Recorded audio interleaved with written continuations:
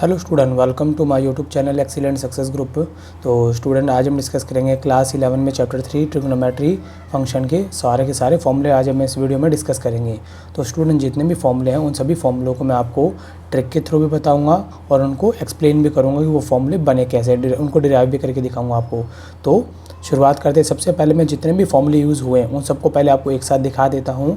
उसके बाद हम फिर इनको ट्रिक के थ्रू और भी समझेंगे और इनको डिराइव भी करेंगे।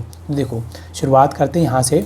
मैं आपको थोड़ा फास्ट मोड में बताता हूँ ताकि जल्दी जल्दी पहले फॉर्मूले बता दूँ, फिर हम इनको डिराइव करेंगे। यहाँ दे रखा 1 कंप्लीट रिवोल्यूशन बराबर होता है 360 डिग्री के। 360 को रेडियन में अगर बराबर देखें तो क्या होता है 2 पाई रेडियन। पाई रेडियन यानी कि बराबर होता है 180 डिग्री के। 1 डिग्री बराबर होता है 60 मिनट के। 1 मिनट बराबर होता है 60 सेकंड की। ठीक, थीटा एल और आर तीनों में रिलेशन होता है। Theta is equal to L upon में आर, जहाँ पे एल और आर दोनों क्या होंगी, सेम यूनिट में होंगी। साइन एक्स प्लस वाई बराबर होगा sine x cos y cos x sine y. ठीक है, इसी तरीके से ये चारों फॉर्मूले होंगे। यहाँ पे साइन और cos, sine x cos x sine y cos y, इन चारों का यूज़ करके इन चारों फॉर्मूलों को बनाया गया है। आप वीडियो को पॉज करके इनको नोट कर सकते हैं। इसी तरीके से tan x प्लस वाई का फॉर्मूला में दे रखा है tan x plus tan y upon में 1 minus tan x tan y। tan x minus y का formula tan x minus tan y upon में 1 plus tan x tan y। ठीक है, यहाँ पे कोट का फॉर्मूला दिया हुआ है, ये कोट x प्लस वाई का, ये कोट x माइनस वाई का है। यहाँ पे फिर इनके स्क्वायर के फॉर्मूले आते हैं। Sine square x minus sine square y equal होगा sine x bracket sine x plus y sine x minus y. Cos square x sine square y equal होगा cos x plus y cos x minus y के।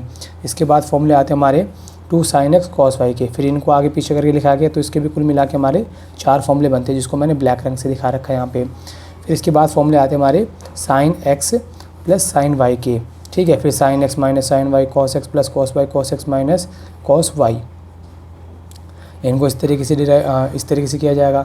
ये फॉर्मूले मैंने सारे के सारे एक साथ इसलिए लिखे हैं ताकि आप वीडियो को पॉज करके इन सारे फॉर्मूलों को एक जगह पे नोट करके इनको लर्न कर सके। ठीक है, बाकी जितना हो सकेगा मैं इनको आपको ट्रिक भी बता दूंगा और डिराइव भी करके दिखा दूंगा ताकि फॉर्मूलों को करने में आपको ज़्यादा आसानी हो सके। उसके बाद देखो, हमारा साइन 2x का फॉर्मूला कितना होता है 2 sine x cos x equal to tan x upon में 1 प्लस में tan स्क्वायर x। अब हम साइन 2x का फॉर्मूला होता है 2 साइन x कॉस x। तो साइन x का फॉर्मूला कितना होगा, यहाँ देखो एंगल क्या हुआ, हाफ हुआ है, 2x का 1x हो गया, तो यहाँ पे x का कितना हो जाएगा x/2 यानी कि किसी फॉर्मूले को इस फॉर्मेशन में भी लिखा जा सकता है। इसी तरीके से cos 2x का फॉर्मूला, cos 2x से काफ़ी फॉर्मूले होते हैं, cos square x minus sine square x या 1 माइनस 2 साइन स्क्वायर x या फिर 2 cos स्क्वायर x माइनस 1 या फिर 1 minus tan square x upon में 1 प्लस tan स्क्वायर x। इस तरीके से cos 2x के 1 2 3 4 फॉर्मूले बन जाते हैं। ठीक है, इनको मैं आपको बना के दिखाऊंगा। tan 2x का फॉर्मूला, sin 3x का, sin 3x cos 3x, tan 3x cot 3x। आप वीडियो को पॉज करके इनको इजीली नोट कर सकते हो। ठीक है, और बाकी ये जो फॉर्मूले मैंने नोट किए हैं ये तो 10th क्लास के ही फॉर्मूले हैं। तो इस वीडियो के अंदर मैं आपको 10th क्लास के फॉर्मूले भी पहले बताऊंगा, उसके बाद में हम 11th क्लास के फॉर्मूलों का शुरू करेंगे, क्योंकि जब तक हमें 10th क्लास के फॉर्मूले नहीं पता हम 11th क्लास के फॉर्मूलों को नहीं कर सकते हैं। क्लियर, ये हो गया हमारा एक पेज। अब देखो दूसरा पेज, दूसरे पेज के अंदर मैंने ये ट्रिग्नोमेट्री टेबल बना रखी है। ये मैंने up to 150 degree 180 degree 270 degree तक बना रखी है। ठीक है, मैं आपको पूरी 360 डिग्री तक इस टेबल को बना के भी दिखाऊंगा। वैसे तो हम 90 डिग्री तक बना ले तो भी हमें काम चल जाता है, लेकिन मैं आपको 360 डिग्री तक बना के दिखाऊंगा ताकि आपको कोई वैल्यू निकालनी हो तो किस तरीके से आप उनकी वैल्यू को निकालोगे। ठीक, यहाँ देखो हमने पिछले वीडियो के अंदर साइन कॉस जितने भी ट्रिग्नोमेट्री हमारे फंक्शन उसके डोमेन रेंज और उनके ग्राफ के बारे में पढ़ा था। अगर आपने वो वीडियो नहीं देखी है तो पहले उस वीडियो को जाके देखें, प्लेलिस्ट में जाके चैप्टर नंबर 3 में। ठीक है, ये उसके डोमेन है, ये रेंज है। मैंने थोड़े छोटे छोटे लिखे हैं ताकि एक पेज पे आ सके, लेकिन मैं आपको आगे दिखा दूंगा, इनको मैंने बड़ा करके भी लिखा हुआ है। ठीक, फिर इसके बाद में हमारे जनरल सॉल्यूशन भी यहाँ दे रखे हैं कि साइन x कॉस x किस तरीके से हमारी जनरल सॉल्यूशन इक्वेशन बनाएंगे। साइन x बराबर साइन y की तो उनकी इक्वेशन ये होगी, कॉस x बराबर अगर कॉस y की तो उनकी इक्वेशन ये होगी, tan x की, साइन x की, कॉस x की, ये उनके जनरल सॉल्यूशन की इक्वेशन है। ठीक है, फिर मैंने यहाँ बताया अगर हमारा कोई भी फंक्शन अगर y एक्सिस पे आता हो, देखो ये जैसे कि हमारे क्वाड्रेंट है, y एक्सिस है, इस पर π/2 आता है और 3π/2 आता है, x एक्सिस पे पाई आता है और यहाँ पे 0 2 पाई आता है। अगर हमारा कोई एंगल इस एक्सिस पे लाई करता है तो वो क्या रहेगा, नो चेंज। x एक्सिस पे क्या रहेगा, on x axis function do not change, यानी कि 0 पाई और 2 पाई पे। और अगर y एक्सिस पे आते हैं यानी कि π/2 एंड 3π/2 इन पे आता है तो फंक्शन डेफिनेटली चेंज होगा। On y axis function change π/2 और 3π/2 पे। ठीक है, साइन कॉस में चेंज होगा, कॉस साइन में चेंज होगा, tan कॉट में, कॉट tan में, सेक कोसेक में और कोसेक सेक में चेंज होगा। इसी तरीके साइन साइन में रहेगा, कॉस कॉस में रहेगा, टेन टेन में रहेगा, किस पे, एक्स एक्सिस पे, कॉट कॉट में रहेगा, सेक सेक में रहेगा, कोसेक कोसेक में रहेगा। क्लियर। उसके बाद में ये जो क्वाड्रेंट चलता है हमारा, ये मैंने क्वाड्रेंट भी यहाँ पे ड्रॉ कर रखा है, आप वीडियो को पॉज करके अच्छे से नोट कर लेना। ये हमारा फर्स्ट क्वाड्रेंट होता है। देखो मैंने यहाँ क्या लिखा, ऑल स्टूडेंट 10th क्लास। इसका मतलब क्या है, ऑल का मतलब सारे ट्रिग्नोमेट्रिक फंक्शन इसमें पॉजिटिव क्या रहते हैं, इसमें सारे, एस का मतलब है साइन और कोसेक एक्स, खाली ये दो पॉजिटिव होते हैं, बाकी सारे ट्रिग्नोमेट्रिक फंक्शन नेगेटिव के होते हैं। इसमें देखो 10th क्लास है ना, 10th क्लास का मतलब tan x और cot x दोनों पॉजिटिव होंगे, बाकी सारे नेगेटिव होंगे। और यहाँ पे cos x और sec x है, यानी कि इसमें ये दोनों पॉजिटिव होंगे, बाकी सारे नेगेटिव होंगे। अब इन क्वाड्रेंट में कौन सी वैल्यू लाई करती है, π/2 माइनस एक्स और 2π प्लस में एक्स। और किस तरीके से लाई करती है ये भी मैं आपको बताऊँगा। π/2 प्लस एक्स, पाई माइनस में एक्स है। तीसरे क्वाड्रेंट में पाई प्लस एक्स, 3π/2 माइनस में एक्स है। और यहाँ पे 3π/2 प्लस में एक्स और 2π माइनस में एक्स की वैल्यू इसमें लाई करती है। अगर इनके डायग्राम देखें तो फर्स्ट क्वाड्रेंट में हमारा डायग्राम कुछ इस तरीके का होगा, सेकंड क्वाड्रेंट में हमारा डायग्राम कुछ इस तरीके से बनता है, थर्ड में हमारा कुछ इस तरीके का होगा, एंड फोर्थ क्वाड्रेंट में हमारा डायग्राम कुछ इस तरीके का होगा। तो ये तो मैंने सारे फॉर्मूले आपको सिर्फ दिखाए हैं बताने के लिए, ताकि आप वीडियो को पॉज करके इनको नोट कर सको। अब इनको कुछ समझते हैं कुछ ट्रिक के द्वारा, और कुछ हम इनको डिराइव करके देखेंगे फॉर्मूलों को। तो देखो यहाँ पे मैंने हेडिंग डाली है basic formula of 10th class trigonometry. तो इसको समझने के लिए देखो हम यहाँ पे पहले बना लेते हैं हेक्सागन। इस हेक्सागन को बनाने का तरीका क्या है, हमें पता है 10x का जो फॉर्मूला होता है वो कितना होता है, sin x अपॉन में cos x होता है। ठीक है, हमने एक हेक्सागन बना लिया। हेक्सागन बनाने के बाद बीच में हमें क्या रखना है, 1 रखना है। ठीक है, और देखो फॉर्मूला क्या है, tan x equal to sine upon में cos। तो बस इतना ध्यान में रखना आपको कि 10 यहाँ पर आएगा, हमारे लेफ्ट हैंड साइड में 10 आएगा। 10 का फॉर्मूला कौन है, पहले साइन आया तो 10 के बाद साइन, उसके बाद में cos आएगा, 10 के बाद साइन, फिर cos आया। ठीक है, इसके बाद हम इस हेक्सागन को 2 पार्ट में डिवाइड कर देंगे। ये हमारा राइट हैंड साइड है और ये हमारा लेफ्ट हैंड साइड है। आपको देखो ये ध्यान रखना ट्रिपल सी, सी एंड सी, जिसमें से cos x को हम भर चुके हैं, बाकी बचे दो फंक्शन। अब tan x जो होता है वो cot x का अपोजिट होता है, तो tan के सामने कौन आएगा, cot आ जाएगा। अब 2 सी भरे जा चुके हैं, तीसरा सी हमारा कितना होगा, cosec x होगा। तीसरा सी हमारा कौन होगा, cosec x होगा। और cosec में तो देखो sec x ऑलरेडी लिखा हुआ है, sec x लिखा हुआ है, तो यहाँ पे मैंने क्या लिख दिया, sec x लिख दिया। इस तरीके से पूरी ट्रिग्नोमेट्रिक टेबल को आप यहाँ पर फिल करोगे। ठीक है, ऑल जितने भी सी है वो कहाँ पर होंगे, आपके राइट हैंड साइड में होंगे। इस हेक्सागन से काफ़ी ज़्यादा फॉर्मूले ड्राइव किया जा सकते हैं। इसके बाद देखो अगर हम इसको क्लॉकवाइज टर्न करते हैं, जैसे कि मैंने ये जो बनाया है एरो, इसका मतलब हम क्लॉकवाइज टर्न कर रहे हैं। ठीक है, वैसे तो जो फॉर्मूले मैं बता रहा हूँ इनका इतना इंपॉर्टेंट रोल नहीं है जो अब बताने वाला हूँ। अगर आपको कहीं क्वेश्चन में किसी में कोई ऐसी सिचुएशन आ जहाँ पर इनका यूज़ हो तो आप डायरेक्टली यूज़ कर सकते हो। जैसे सबसे पहले कौन आया, tan आया, tan का फॉर्मूला हम क्या बना सकते हैं, साइन अपॉन में कॉस बना सकते हैं। अब साइन आया, साइन के बाद में कौन आ रहा है, कॉस, तो हम क्या लिखेंगे, sine is equal to cos x upon में कॉट एक्स। देखो मैंने यहाँ पे लिखा हुआ है sine is equal to cos x upon में साइन, जो मिस्टेक कर रखी है, कॉस अपॉन में यहाँ पे कोट होगा। ठीक है, तो यानी कि साइन का फॉर्मूला कॉस अपॉन में कॉट एक्स हो जाएगा। वहीं पे मैं कॉस का फॉर्मूला बोलूँ तो क्या होगा, कॉस का फॉर्मूला हो जाएगा हमारा कॉट अपॉन में कॉसेक एक्स। देखो ज़रा कॉट का फॉर्मूला क्या हो जाएगा, कॉस का फॉर्मूला कॉट अपॉन में कोसेक एक्स। वहीं पर अगर कॉट के फॉर्मूले की बात करूँ तो कोसेक अपॉन में सेक, कॉट का फॉर्मूला कोसेक अपॉन में सेक। वहीं पर अगर मैं सेक के फॉर्मूले की बात करूँ तो कितना हो जाएगा, tan अपॉन में साइन, यानी कि हमें उससे आगे वाले टर्म को देखना है। सेक का फॉर्मूला पूछा है तो अगली 2 टर्म को, यानी tan अपॉन में साइन हो जाएगा। इस तरीके से हम क्लॉकवाइज में इनकी फॉर्मूलों को बना सकते हैं। ये सारी वैल्यू एक दूसरे के इक्वल होंगी। वहीं पर अगर हम इसको एंटी क्लॉकवाइज चलाते हैं, एंटी क्लॉकवाइज का मतलब है उल्टी डायरेक्शन में, तो साइन का फॉर्मूला क्या हो जाएगा, tan अपॉन में सेक एक्स। देखो जरा tan अपॉन में सेक एक्स। अगर सेक एक्स की बात करूँ तो कोसेक अपॉन में कॉट, सेक एक्स का फॉर्मूला देखो जरा, कोसेक एक्स अपॉन में कॉट हो गया। किसी का भी फॉर्मूला बना लो चाहे आप, जैसे कि कॉट का बनाना है, किसका बनाना है, कॉट का, तो कॉट का फॉर्मूला क्या होगा, कॉस अपॉन में साइन। देखो जरा कॉट का कॉस अपॉन में साइन। इस तरीके से आप इसको क्लॉकवाइज और एंटी क्लॉकवाइज, इस तरीके से दोनों तरीके से फॉर्मूले आप इसको बना सकते हो। अगर क्लॉकवाइज चलोगे तो ऐसे चलना है, एंटी क्लॉकवाइज में चलना है तो उल्टा चलना है। किसी की भी वैल्यू बना लो। tan का बनाना है, tan का फॉर्मूला क्या होगा, सेक अपॉन में कोसेक एक्स।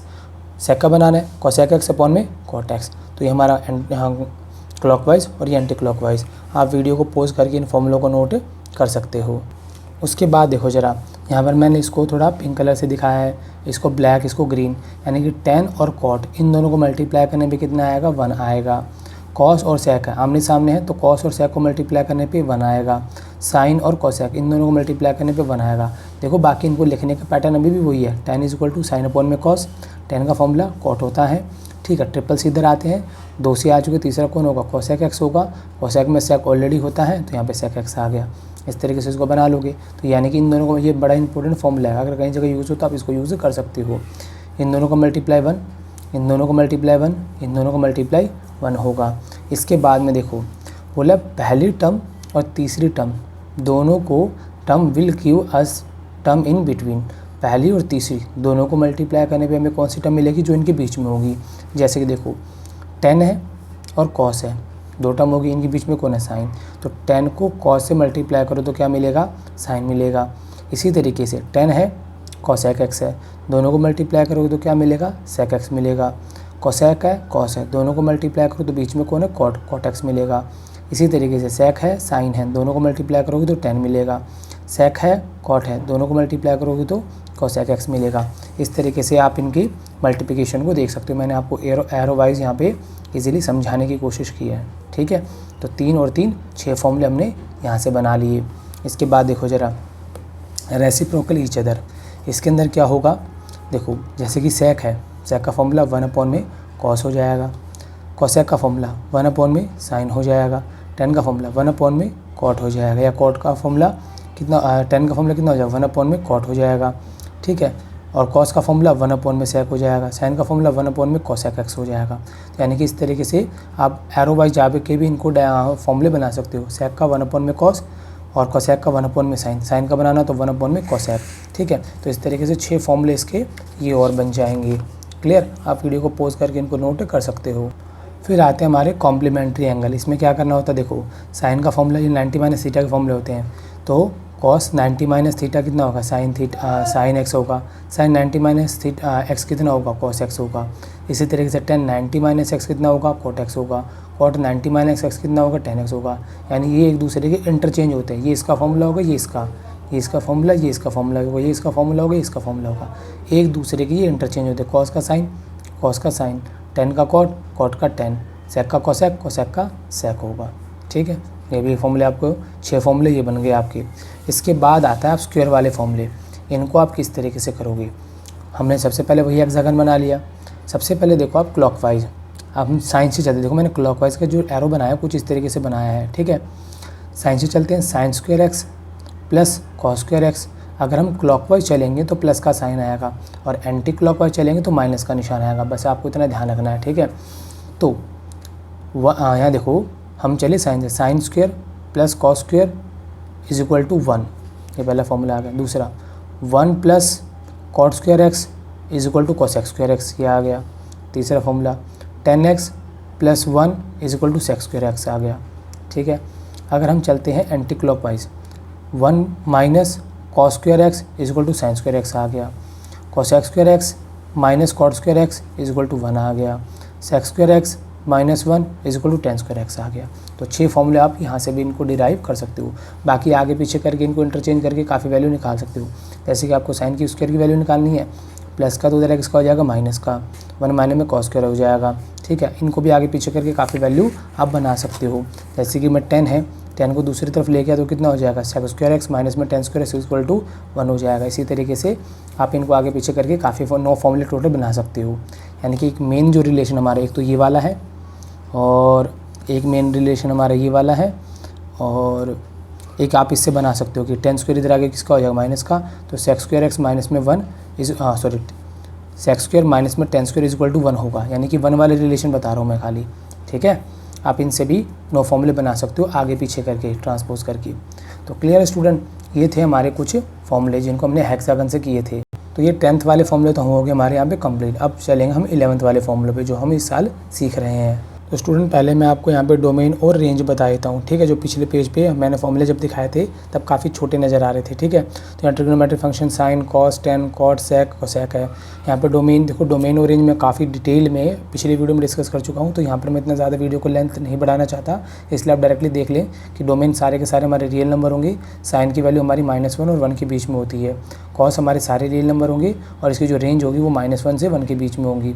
ठीक है, tan x का डोमेन कौन होगा, देखो इस कॉस कॉस एक्स जो होता है वो 2n+1 पे ब्रैकेट π/2 पे 0 होता है, इसीलिए हम इसके डिनोमिनेटर में 0 नहीं ला सकते, तो यानी कि ये 0 वाली वैल्यू पुट नहीं करेंगे। इसीलिए रियल नंबर में से हम इस कॉस 0 होने की कंडीशन को माइनस कर देंगे, ठीक है, ताकि हमारा ये फंक्शन नॉट डिफाइंड हो। अगर 0 आ जाता है तो ये नॉट डिफाइंड बन जाता है। इसीलिए डोमेन में सारे रियल नंबर पुट किए जाएंगे सिवाय इसके, इसीलिए इसको माइनस कर दिया है। फिर हमारी जो रेंज आएगी वो सारे रियल नंबर आएंगी। इसी तरीके से साइन हमारी डिनोमिनेटर में 0 नहीं हो सकती है, इसीलिए साइन 0 जहाँ पर होता है वो कौन है, n पाई। तो हम सारे रियल नंबर में से n पाई को माइनस कर देंगे, ये हमारा डोमेन होगा। रिजल्ट में जो आएगा वो हमारी कौन होगी, रेंज होगी। इसी तरीके से कॉस 0 नहीं हो सकता, इसीलिए 0 कंडीशन होने वाले को माइनस कर दिया, तो सारे रियल नंबर में से ये डोमेन हो गया। और रेंज क्या होगी हमारा, -∞ से -1 यूनियन 1 से लेके +∞। इसी तरीके से cos x का भी अगर हम डोमेन निकालें तो यहाँ पे देखो साइन 0 नहीं हो सकता है, तो 0 होने वाली कंडीशन को रियल नंबर में से माइनस कर दिया। रेंज क्या होगी, -∞ से -1 यूनियन 1 से लेके +∞ होगी। क्लियर, ये मैंने आपको डोमेन और रेंज के बता दिए, जो हमारे पिछले पेज के अंदर काफ़ी ज़्यादा छोटे नज़र आ रहे थे आपको। क्लियर, अब डिस्कस करते हैं कुछ इसकी आइडेंटिटी। तो देखो सबसे पहले हम रूल सीखेंगे CDO, इसका मतलब है कॉस डबल्स अपोजिट साइन, यानी कॉस को डबल करना है और साइन हमें कौन सा लेना, अपोजिट लेना है। जैसे कि हमारे दो फॉर्मूले हैं cos x + y और cos x - y। क्या रूल है, कॉस को डबल करो, यानी कि कॉस डबल किया कॉस पहला एंगल x है दूसरा y है, तो यहाँ x लिखा y लिखा। अपोजिट साइन यानी कि साइन अगर प्लस है तो माइनस लेना है, माइनस है तो क्या लेना है, प्लस लेना है। फिर बाकी बचा देखो कॉस आगे, फिर बचेगा कौन, साइन, तो कॉस के साथ में कौन आएगा, sine x and sine y। इसी तरीके से में भी sine x and sine y आ जाएगा। क्लियर, कॉस को डबल करना है cos x cos y, sine को लेना अपोजिट, प्लस है तो माइनस, तो दूसरी तरफ कौन आ जाएगा हमारा sine x and sine y। दोनों ही फॉर्मूले में कुछ इस तरीके से होगा। फिर अगला होता है हमारा rule SDO, no doublet and same sign, कोई भी डबलेट नहीं करना, यानी कि देखो साइन और कॉस दोनों कंपेयर, एक तरीके से जोड़ा पेयर में चलते हैं ये दोनों, साइन और कॉस, ठीक है। तो यानी कि साइन और कॉस कंबाइन होकर आएंगे, किसी को डबलेट नहीं करना और ना सेम साइन को हमें चेंज करना है। साइन x + y है, ये तो कॉस का फॉर्मूला था, अब साइन का आएगा, तो क्या लिखेंगे, sine x cos y, plus है तो प्लस लगा दो, माइनस है तो sine x cos y, minus है तो माइनस लगा दो। पीछे कौन आ जाएगा, एक बार फिर इनको इंटरचेंज कर दो, इनके एंगल को, यहाँ पे साइन के साथ में x है, यहाँ कॉस के साथ में y है, इंटरचेंज करने के बाद कौन हो जाएगा, कॉस के साथ में x आ जाएगा, साइन के साथ में y आ जाएगा। सेम टू सेम इसमें भी वही कंसेप्ट हमारे यूज़ होगा। ये 4 फॉर्मूले इस तरीके से आप इनको लर्न कर सकते हो। इसके बाद आता हमारा tan x + y = tan x + tan y, 1 minus में tan x tan y। अब ये फॉर्मूला है, ठीक है, इसको देखो या तो याद कर लो या फिर आप इसको चाहो तो डिराइव कर सकते हो। डिराइव किस तरीके से करो मैं आपको दिखाता हूँ। जैसे कि यहाँ पे देखो मैंने क्या लिखा है, tan x + y लिखा, फॉर्मूला तो इसका ये होता मेन। अब हमने क्या किया, रेसिप्रोकल, सॉरी ये तो कोड का हो जाएगा, tan का फॉर्मूला यहाँ है, tan x का फॉर्मूला क्या होगा, tan x + y का, हम इसको क्या लिखेंगे, साइन अपॉन में कॉस, जो एंगल इसके साथ में वही एंगल इसके साथ में आ जाएगा, ठीक है। अब साइन x + y का फॉर्मूला हमने सीख ही लिया है, क्या है, इसमें डबलेट नहीं करना है, यानी sine x cos y, sine को सेम रखना, प्लस है तो plus cos x sin y। इसी तरीके से कॉस में क्या करना है, डबलेट करना, कॉस को डबल करना है, साइन को चेंज लेना है, तो cos x cos y, plus है तो minus sine x sin y कर दिया। करने के बाद अब देखो ज़रा, ये पूरी इक्वेशन हमारी बन गई। इस पूरी इक्वेशन में हम डिवाइड देंगे जो इसके डिनोमिनेटर में होगा, कौन है, cos x and cos y। Nominator में भी डिवाइड कर दिया दोनों में, और डिनोमिनेटर में भी डिवाइड कर दिया, दोनों तरफ करना है, cos x cos y cos x cos y cos x cos y, पूरी इक्वेशन में डिवाइड कर दिया जो हमारी बन रही थी, ठीक है। डिवाइड करने पे देखो cos y से cos y कट गया, साइन अपॉन में cos कितना होता है 10, cos x से cos x कट गया, साइन अपॉन में cos y कितना होता है 10y, ये पूरा का पूरा कट गया, 1 आया, साइन अपॉन में साइन x अपॉन में cos x, tan x sin y upon cos y कितना हुआ 10y। इस तरीके से फॉर्मूला हमारा बना है, ठीक है। इसके बाद हमारा tan x - y आता है, मैं आपको दिखाता हूँ कितना आता है, tan x - y। इसको समझने का बहुत ही आसान तरीका है, जहाँ पर आपका प्लस y है ना, वहाँ पर रिप्लेस कर दो -y को। अगर मैं y की जगह -y कर दूँगा, ठीक है, क्या कर दूँगा, -y कर दूँगा, तो tan -y हमारा जो फॉर्मूला होता है वो कितना होता है, tan y हो जाता है, ठीक है। ये क्वाड्रेंट के अकॉर्डिंगली रूल चलता है। क्वाड्रेंट का रूल क्या होता है मैं आपको ये फॉर्मूले समझाने के बाद समझाता हूँ। तो tan - y किसके बराबर होगा, tan y के। तो यहाँ देखो वाई, मैंने अगर यहाँ पे माइनस वाई लिखा तो कितना बचेगा, माइनस का टेन वाई। यहाँ मैंने माइनस का वाई रिप्लेस कर दिया तो ये वाला माइनस बाहर आ जाएगा, माइनस माइनस क्या हो जाएगा, प्लस हो जाएगा। तो इस तरीके से अगर एक फॉर्मूला आता तो दूसरा इस तरीके से आप बना सकते हो। वहीं पर बात कर लीजिए कॉट एक्स प्लस वाई की। कॉट का फॉर्मूला 10 से ईजिली बन जाएगा। कैसे बनेगा वो मैं आपको दिखाता हूँ। जैसे कि पहले मैं आपको, देखो ये रहा 10x प्लस वाई का फॉर्मूला मैंने आपको बता दिया। अब इसका कर दो रेसिप्रोकल। रेसिप्रोकल में इसका उल्टा कर देना है। 10x प्लस वाई है, उल्टा कर दिया 1 में 10x प्लस वाई करा, इसको भी उल्टा कर दिया 1 माइनस में 10x 10y और यहाँ पे 10x 10y। हम इसको कोट में कन्वर्ट करना है। किस में कन्वर्ट करना है, कोट में। तो देखो ये तो हमारा 1 में 10 किस में कन्वर्ट हो जाएगा, कोट में। 1 का 1 रखा, 10x का फॉर्मूला 1 में कोट x होता है, 10y का फॉर्मूला 1 कोट y, 10x का फॉर्मूला 1 में कोट, 10y का फॉर्मूला 1 में कोट y होता है। ठीक होने के बाद हमने इसका एलसीएम लिया। एलसीएम लिया कोट एक्स कोट वाई, नीचे कुछ नहीं डायरेक्टली गुना कर दिया इन दोनों को, कोट एक्स कोट वाई। ऊपर कितना है, 1 है, 1 आ गया। अब नीचे एलसीएम लिया, ठीक है, कोट एक्स कोट वाई का एलसीएम लिया, क्रॉस मल्टीप्लाई 1 को कोट वाई के साथ, 1 को कोट एक्स के साथ, कोट वाई प्लस में कोट एक्स आ गया। अब देखो दोनों के डिनोमिनेटर सेम थे, ये इससे कैंसिल आउट हो गया। कितना बच गया, cot x cot y -1 upon में कौन बचा था, cot y and cot x. तो इस तरीके से आप cot x cot bracket x plus y का फॉर्मूला यहाँ से डिराइव कर सकते हो। ठीक है, तो यहाँ पे मैंने कोट एक्स प्लस वाई का फॉर्मूला बना दिया। बनाने के बाद में अगर आपको माइनस वाले y cot x minus y का फॉर्मूला बनाना है तो करना क्या, सिंपल वाई की जगह पे रिप्लेस कर देना माइनस वाई को। अब देखो जरा ध्यान से, ये हमारा वाई है, इस वाई की जगह पे ध्यान से देखना, इस y की जगह पे हम माइनस वाई को रिप्लेस करेंगे, इस y की जगह हम माइनस वाई को रिप्लेस करेंगे। अब रिप्लेस करने का मैंने नेक्स्ट पेज पे किया है, क्योंकि जो भी डिराइव करने का काम है वो मैं अगले पेज पे कर रहा हूँ। कोट एक्स माइनस वाई का फॉर्मूला ना ये वाला, देखो जरा यहाँ x प्लस वाई की जगह मैंने क्या लिख दिया, माइनस वाई कर दिया। तो ध्यान से देखना, y की जगह माइनस वाई किया, y की जगह माइनस वाई किया। अब इससे हुआ क्या, ये वाला माइनस बीच में निशान है, मल्टीप्लाई है और ये प्लस का है, प्लस माइनस माइनस हो जाएगा, कोट एक्स कोट वाई -1 का -1 माइनस जो है ये बाहर आ जाएगा, माइनस का कोट वाई। और ये कैसे माइनस बाहर आ रहा है, ये हमारे चौथे क्वाड्रेंट में लाई कर रहा है और इसके पीछे रीज़न क्या मैं आपको अभी थोड़ी देर में बता दूंगा। ठीक है, माइनस का कोट वाई, यहाँ पे इतना हो गया कोट एक्स। अब मैंने ऊपर न्यूमिनेटर और डिनोमिनेटर दोनों में से माइनस को कॉमन लिया, माइनस कॉमन लूँगा तो माइनस वाला प्लस का हो जाएगा, अब माइनस वाला प्लस का हो जाएगा। ठीक, माइनस कॉमन लिया तो ये माइनस वाला प्लस का हो गया और प्लस वाला माइनस का हो गया, माइनस से माइनस कैंसिल आउट हो गया। तो यानी एक्स माइनस वाई का फॉर्मूला क्या बना, cot x cot y +1 cot y minus में कोट एक्स। सिंपल सा कंसेप्ट क्या है, जहाँ पहले माइनस था वहाँ प्लस आ गया, जहाँ प्लस था वहाँ पे कौन आ गया, माइनस आ गया। बस जस्ट इसका उल्टा कर देना है हमें। ठीक है, ये हमारा कोट एक्स प्लस वाई का फॉर्मूला बन गया। इसके बाद आता हमारा साइन 2x का फॉर्मूला।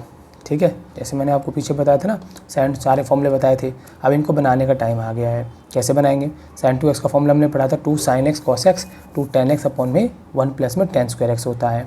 हमने पढ़ चुके हैं साइन x प्लस वाई का फॉर्मूला पढ़ा हमने, ये वाला जो मैंने ग्रीन कलर में लिखा हुआ है। ठीक है, x का x रखा मैंने, y की जगह भी मैंने x ही लिख दिया। अब लिखने से हुआ क्या, x का x आया, y की जगह भी x आ गया, x का x आया, y की जगह भी x आ गया। अब यहाँ पे देखो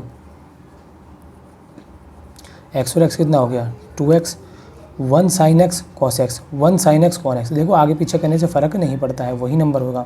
sin x cos x है, sin x cos x है, एक ही हो गया, एक ही हो गया, टोटल कितने हो, 2। तो यहाँ लिख दिया मैंने 2 sin x cos x। एक फॉर्मूला तो ये बन गया हमारा। दूसरा tan वाला फॉर्मूला देखो किस तरीके से बनेगा हमारा sin 2x का। अब हमें मालूम है कि 1 = कितना होता है, sin स्क्वायर x प्लस में cos स्क्वायर x होता है। अभी हमने फॉर्मूला बनाया 2 sin x cos x का बनाया है, नीचे कुछ नहीं है, 1 मान लिया। 1 मानने के बाद 1 की जगह मैंने क्या लिख दिया, sin स्क्वायर x प्लस में cos स्क्वायर x लिख दिया। 1 की जगह क्या लिख दिया, sin स्क्वायर x प्लस में cos स्क्वायर x लिख दिया। लिखने के बाद अब मैंने क्या किया, जो इसके न्यूमिनेटर है कितना है, sin x cos x है, इसका डिवाइड कर दिया ऊपर और नीचे दोनों में कर दिया, सॉरी cos x और cos स्क्वायर का डिवाइड करा दोनों में, ऊपर और नीचे किसका डिवाइड किया, cos स्क्वायर का। cos स्क्वायर को हम क्या लिख सकते हैं, cos x into cos x, नीचे भी मैंने क्या लिखा, cos स्क्वायर ही लिखा है। तो ये वाले cos से cos कट गया। ठीक है, कितना बचा, sin अपॉन में cos, sin अपॉन में cos कितना होता है, tan x होता है। नीचे देखो जो cos स्क्वायर है वो इसके नीचे भी और इसके नीचे दोनों के नीचे है। sin स्क्वायर में cos स्क्वायर का डिवाइड दोगे तो tan स्क्वायर आएगा, cos में cos का डिवाइड दोगे तो 1 आएगा। इस तरीके से sin 2x का हमारा फॉर्मूला बन के यहाँ पे तैयार हुआ है। ठीक है, तो sin 2x की जगह मैंने क्या लिखा, 2 tan x अपॉन में 1 प्लस में tan स्क्वायर x। इस तरीके से आप इसको डिराइव कर सकते हो। फिर हमारा अगला फॉर्मूला आता है cos 2x का, जो किसके बराबर होता है, cos स्क्वायर x माइनस में sin स्क्वायर x की, और यही फॉर्मूला बराबर होता है 1 minus tan square x upon में 1 प्लस में tan स्क्वायर x की। फिर यही फॉर्मूला बराबर होता है इसके, यही फॉर्मूला बराबर होता है इसकी, यानी कुल मिला के इसके 1 2 3 4 पार्ट हैं। चलो जी करते हैं इसको 1 बाय 1 करके। cos 2x है तो हमने पढ़ा था, देखो ज़रा, cos x प्लस वाई का फॉर्मूला हमने पढ़ा था, क्या था, cos x cos y, यानी cos को डबल करना है, अपोजिट साइन लेने हैं, माइनस लगाया, sin x sin y कर दिया। अब यहाँ पे y की जगह हमने रिप्लेस कर दिया x को, y की जगह x, y की जगह x, तो cos x कितना हुआ, पावर 1, जब बीच में निशान नहीं होता तो मल्टीप्लाई, और जब नंबर सेम होंगे तो पावर हमारी जुड़ जाएगी, cos स्क्वायर x आ गया। इसकी देखो पावर 1 पावर कितनी होगी 2, तो cos 2x का फॉर्मूला एक हमारा फॉर्मूला तो ये बन गया। फिर इसी से हम दूसरा फॉर्मूला बना देंगे, कैसे, हमें मालूम है, हमने 10th क्लास वाले फॉर्मूले पढ़े थे ना कि cos स्क्वायर x का फॉर्मूला कितना होता है 1 माइनस में sin स्क्वायर x, बस इसी वजह से बना लेंगे। जो हमारा cos स्क्वायर है इसकी जगह क्या लिख देंगे हम 1 माइनस में sin स्क्वायर x लिख देंगे, क्या लिख देंगे 1 माइनस में sin स्क्वायर, और ये वाला जो sin स्क्वायर ये वाला ऑलरेडी आ ही जाएगा, यहाँ पे साइन की जगह साइन आ ही जाएगा। अब देखो ये इसके आगे कुछ भी नहीं 1 होगा, 1 sin square x 1 sin square x, दोनों माइनस के दोनों जुड़ जाएंगे, 1 माइनस में 2 sin स्क्वायर x हो जाएगा। दूसरा फॉर्मूला हमारा ये बन गया। तीसरा, एक बार हमने cos की वैल्यू पुट की, एक बार हम sin स्क्वायर की वैल्यू पुट करेंगे। sin स्क्वायर का फॉर्मूला कितना होता है 1 माइनस में cos स्क्वायर x, 1 माइनस में cos स्क्वायर x। तो देखो जो मैंने फॉर्मूला लिखा cos square x minus sin square x, इसको एज इट इज़ लिखा, साइन की जगह मैंने क्या लिख दिया 1 माइनस में cos स्क्वायर x। जब ब्रैकेट ओपन करेंगे तो जो प्लस का था वो माइनस का हो जाएगा, माइनस वाला प्लस का हो जाएगा, क्यों, क्योंकि minus plus minus, minus into minus plus. अब 1 cos स्क्वायर x ही हो गया, 1 cos स्क्वायर x ही हो गया, 1 और 1 कितना हुआ 2 cos स्क्वायर x, माइनस का 1 आ गया। ये अगला फॉर्मूला हमारे यहाँ से बन गया। फिर इसका देखो, हाँ पहला बना, दूसरा, तीसरा, चौथा फॉर्मूला बचा है। चौथा फॉर्मूला भी हम इसी से बनाएंगे, कैसे, यहाँ लिखा मैंने cos स्क्वायर x माइनस में sin स्क्वायर x, नीचे कुछ भी नहीं, मैंने क्या मान लिया 1 मान लिया। हमें मालूम है कि 1 का फॉर्मूला कितना होता है cos स्क्वायर x प्लस में sin स्क्वायर x, ये इसका फॉर्मूला होता है। अब मैंने क्या किया कि इसके न्यूमिनेटर और डिनोमिनेटर दोनों में डिवाइड कर दिया, cos स्क्वायर x का और cos स्क्वायर x का दोनों तरफ डिवाइड कर दिया। अब ये इसके नीचे भी है, इसके नीचे भी है, ये इसके नीचे भी और इसके नीचे भी है, तो cos स्क्वायर में cos स्क्वायर का डिवाइड देंगे, cos स्क्वायर में cos स्क्वायर का डिवाइड देंगे 1 आएगा, sin स्क्वायर में cos स्क्वायर का डिवाइड देना है, अब cos स्क्वायर में cos स्क्वायर का डिवाइड दिया 1 आया, sin स्क्वायर में cos स्क्वायर का डिवाइड देना है, sin अपॉन में cos कितना होता है tan square x, sin upon में cos कितना होता है tan स्क्वायर x होता है, स्क्वायर है तो इसमें भी क्या आएगा स्क्वायर आएगा। इस तरीके से हमारा चौथा फॉर्मूला cos स्क्वायर का यहाँ से बन जाएगा। क्लियर, इस तरीके से cos 2x का फॉर्मूला हम ये बना सकते हैं। अगला फॉर्मूला आता है हमारा tan 2x का, जो कितना होता है 2 tan x 1 माइनस में tan स्क्वायर x। अब इसको भी हम बना सकते हैं कैसे, जैसे हमने tan x प्लस वाई का सीखा था formula, tan x plus y का क्या सीखा था tan x plus tan y 1 minus में tan x tan y, ये हमने फॉर्मूला मैंने पीछे बना के दिखाया था आपको। अब करना है कि आपको y की जगह x रख देना है, सिर्फ और सिर्फ tan x लिखा tan y लिखा, ठीक है, y की जगह पे x रख देना, y की जगह x रख देना है, तो tan x कितना हुआ 2 tan x हुआ। यहाँ पे पावर इसकी एक, बीच में निशानी मल्टीप्लाई, पावर इसकी एक, पावर एक और एक कितनी होगी 2, 1 माइनस में tan स्क्वायर x हो गया, तो tan 2x का फॉर्मूला वाला बन गया। तो मैंने इसको यहाँ लिख दिया, देखो ज़रा, tan 2x का फॉर्मूला 2 tan अपॉन में 1 माइनस में tan स्क्वायर x। अगला आता है sin 3x का फॉर्मूला, ज़्यादा अच्छा रहेगा कि आप इनको डायरेक्टली लर्न ही कर लो, ठीक है, जितना आप लर्न करोगे, कुछ फॉर्मूले लर्न कर लो, बाकी आप क्वेश्चन करोगे जब आपको अपने आप ही थोड़ा थोड़ा करके लर्न हो जाएंगे। sin 3x का फॉर्मूला होता है 3 sin x माइनस में 4 sin क्यूब x। अब ये फॉर्मूला बना कैसे, इसके पीछे का रीज़न समझ लो sin 3x का। अब sin 3x को देखो ज़रा, हमने sin x प्लस वाई का फॉर्मूला पढ़ा है, कितना है sin x into cos y plus cos x into sin y। अब मैंने y की जगह पे क्या लिख दिया 2x लिख दिया, x का x y की जगह पे 2x, x का x y की जगह पे 2x लिख दिया मैंने, ठीक है। अब हमने cos 2x का और sin 2x का हाँ sin 2x और cos 2x, इसका दोनों का हमने फॉर्मूला पहले पढ़ चुके हैं। अब लेकिन फॉर्मूला लगाने कौन से हैं, cos 2x के भी 4 फॉर्मूले, sin 2x के भी कम से कम 3 फॉर्मूले हैं, या कम 2 फॉर्मूले हैं। तो करने का तरीका ये, हमें पूरे क्वेश्चन को, ये जो पूरे क्वेश्चन है ना, इसमें cos को रखना ही नहीं है, cos को गायब करना है, एलिमिनेट करना है। तो यानी कि cos की भी वही वैल्यू रखना जिसमें sin आता हो, और sin की भी वही वैल्यू रखना जिसमें sin ही आता हो, ठीक है। cos को हमें एलिमिनेट करना, गायब करना है। तो मैंने cos स्क्वायर का ये वाला फॉर्म ले लिया, sin वाला 1 माइनस में 2 sin स्क्वायर x लिया। यहाँ पर sin 2x का फॉर्मूला है तो tan वाला होता है या फिर sin वाला होता है, तो मैंने sin वाले ले लिया 2 sin x cos x। अब हुआ क्या, sin का sin लिखा, cos 2x की जगह मैंने क्या लिखा 1 माइनस में sin square x, cos x का cos x लिखा, sin 2x की जगह मैंने क्या लिख दिया 2 sin x cos x। अभी भी ये cos है, ये वाला cos है और ये वाला cos है, दोनों cos को हमें एलिमिनेट करना होगा। कैसे करेंगे देखो ज़रा, बीच में निशान नहीं है गुणा, sin को 1 से गुणा किया sin x आया, sin को sin स्क्वायर से गुणा किया, पावर इसकी एक पावर इसकी एक, 2 और 1 कितनी हुई 3, माइनस का माइनस, यहाँ देखो पावर 1, बीच में सबके मल्टीप्लाई है, पावर 1 पावर होगी 2 sin x आ गया। आने के बाद फिर कॉस स्क्वायर का फॉर्मूला हमने लगा दिया जो हमने 10th क्लास में पढ़ा था, कितना 1 माइनस में साइन स्क्वायर एक्स और यहाँ पर 2 साइन एक्स तो चल ही रहा है। फिर इस 2 को गुणा कर दिया 1 के साथ, 2 साइन एक्स आ गया, यहाँ पावर 1 पावर 2 पावर होगी 3 होने के बाद जरा ध्यान से देखो इसका कुछ भी नहीं 1 होगा, तो इसका कुछ नहीं 1 होगा, 1 साइन एक्स 2 साइन एक्स कितना हुआ 3 साइन एक्स। ये देखो इसकी पावर 3 इसकी पावर 3 है, दोनों प्लस हो जाएंगे क्योंकि दोनों माइनस है, दोनों माइनस वाले डिजिट जुड़ जाएंगे, -1 -2 -3 हो जाएगा, साइन क्यूब एक्स आगे आ जाएगा। इस तरीके से आप साइन 3x का फॉर्मूला यहाँ से डिराइव कर सकते हो। ठीक है, जैसे मैंने साइन 3x का फॉर्मूला बनाया है उसी तरीके से कॉस 3x का भी फॉर्मूला बन सकता है। कैसे बनेगा, जरा सेम कंसेप्ट इसमें वही अप्लाई होगा। y की जगह क्या लिख दिया 2x लिख दिया, तो x का x, y की जगह 2x, y की जगह 2x। अब देखो कॉस वाले फॉर्मूले में कॉस को ही रखना है, साइन को एलिमिनेट करना है। किसको एलिमिनेट करना है, साइन को गायब करना है कुल मिला के। तो फिलहाल देखते हैं इसमें cos 2x और sin 2x फॉर्मूला तो इन दोनों का रखा जाएगा। cos 2x का फॉर्मूला जो रखा जाएगा वो कौन सा रह जाएगा, 2 cos वाला रखा जाएगा, 2 cos स्क्वायर x माइनस में 1 आ जाएगा। और sin 2x का तो फॉर्मूला यही है 2 sin x cos x। तो ध्यान से देखो cos x आया, इसकी जगह 2 cos स्क्वायर x माइनस में 1, यहाँ sin x आया, sin 2x की जगह कितना आ जाएगा 2 sin x cos x आगे निकल गए। आने के बाद इसको गुणा करेंगे इसके साथ में, तो पावर 1 और 2 3 होगी, cos x को गुणा करेंगे 1 के साथ, cos x आया। फिर यहाँ पे देखो जरा 2 का 2 लिखा, cos है cos का cos लिखा, पावर इसकी 1 पावर इसकी 1 और ये कितनी हुई 2। मेरे को तो साइन को एलिमिनेट करना है, साइन का फॉर्मूला कितना होता है 1 माइनस में cos स्क्वायर x होता है। ये एज इट इज़ आ गया, साइन की जगह मैंने 1 माइनस में cos स्क्वायर लिख दिया। अब लिखने के बाद cos 2 cos x को गुणा किया 1 के साथ, ये आ गया, 2 cos x को गुणा किया इसके साथ, पावर इसकी 1 पावर 2 3 हो गई, 2 का 2 आ गया, माइनस इंटू माइनस क्या हो गया प्लस हो गया। अब ज़रा ध्यान से देखो यहाँ पर हमारा 2 cos क्यूब 2 प्लस 2 कितना हुआ 4 cos क्यूब हो गया, माइनस का 1 cos x माइनस का 2 cos x, तो 1 और 2 कितना हो गया 3 cos x। इस तरीके से आप cos 3x और sin 3x का फॉर्मूला यहाँ से डिराइव कर सकते हो। ठीक है, तो मैंने आपको बता दिया यहाँ पे cos 3x का sin 3x का। ठीक है, और tan 3x का फॉर्मूला बनाना है, tan 3x और cot 3x इन दोनों के फॉर्मूले ही होते हैं। तो इन दोनों को मैं बना के दिखा देता हूँ कि इन दोनों के फॉर्मूले किस तरीके से बनाए जाएंगे। तो देखो tan x प्लस वाई का हमने फॉर्मूला पढ़ा tan x plus tan y upon में 1 माइनस में tan x tan y। तो हम क्या करेंगे y की जगह रिप्लेस कर देंगे tan 2x को, तो क्या बनेगा tan x की जगह x आ गया, y की जगह 2x आ गया, x की जगह x आ गया और y की जगह 2x आ गया। तो कुल मिला के हमें tan 2x को हमने फॉर्मूला पढ़ा था tan 2x का कितना था 2 tan x अपॉन में 1 माइनस में tan स्क्वायर x। पूरे फॉर्मूले को tan में ही रखना है, ना साइन में लेके जाना है ना कॉस में लेके जाना है। ठीक है, तो यहाँ पर 2 tan 2x की जगह मैंने लिख दिया 2 tan x अपॉन में 1 माइनस में tan स्क्वायर, tan 2x की जगह रख दिया मैंने 2 tan x अपॉन में 1 माइनस में tan स्क्वायर x।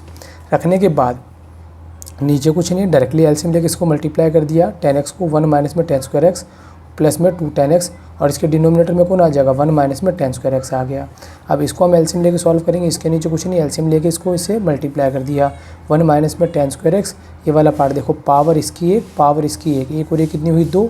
ठीक है, और साथ में 2 है तो मैंने 2 भी लगा दिया, दोनों का डिनोमिनेटर सेम हो गया, इससे कैंसिल आउट हो गया। ऊपर कितना बचा 10, बीच में निशान क्या होगा मल्टीप्लाई, 10 को 1 से मल्टीप्लाई किया tan x आया, tan x को मल्टीप्लाई किया tan स्क्वायर के साथ, तो इसकी पावर 1 इसकी पावर 2 पावर होगी 3, 2 tan x एक्सिटीज आ गया हमारा। यहाँ कितना बचा माइनस का 1 इसके आगे कुछ नहीं 1 इसके आगे 2 दे रखा है, ये स्क्वायर है ये भी स्क्वायर है, तो 2 और 1 कितना हो जाएगा 3, दोनों डिजिट माइनस के दोनों जुड़ जाएंगे, 3 tan स्क्वायर x हो जाएगा।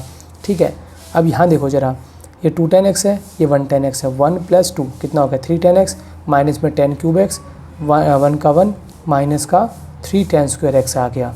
क्लियर, ये tan 3x का फॉर्मूला बन जाएगा। अगर हमें cot 3x का फॉर्मूला बनाना है तो इसी फॉर्मूले से हम cot 3x का फॉर्मूला बना सकते हैं। जैसे हमने tan 3x का फॉर्मूला बना लिया ये वाला, ठीक है, कितना है 3 tan x माइनस में tan क्यूब x अपॉन में 1 माइनस में 3 tan स्क्वायर x। हमने कर दिया इसका रेसिप्रोकल। ठीक है, तो यानी कि इसको कर दिया रेसिप्रोकल का मतलब इसको उल्टा कर देना, 1 अपॉन में tan 3x।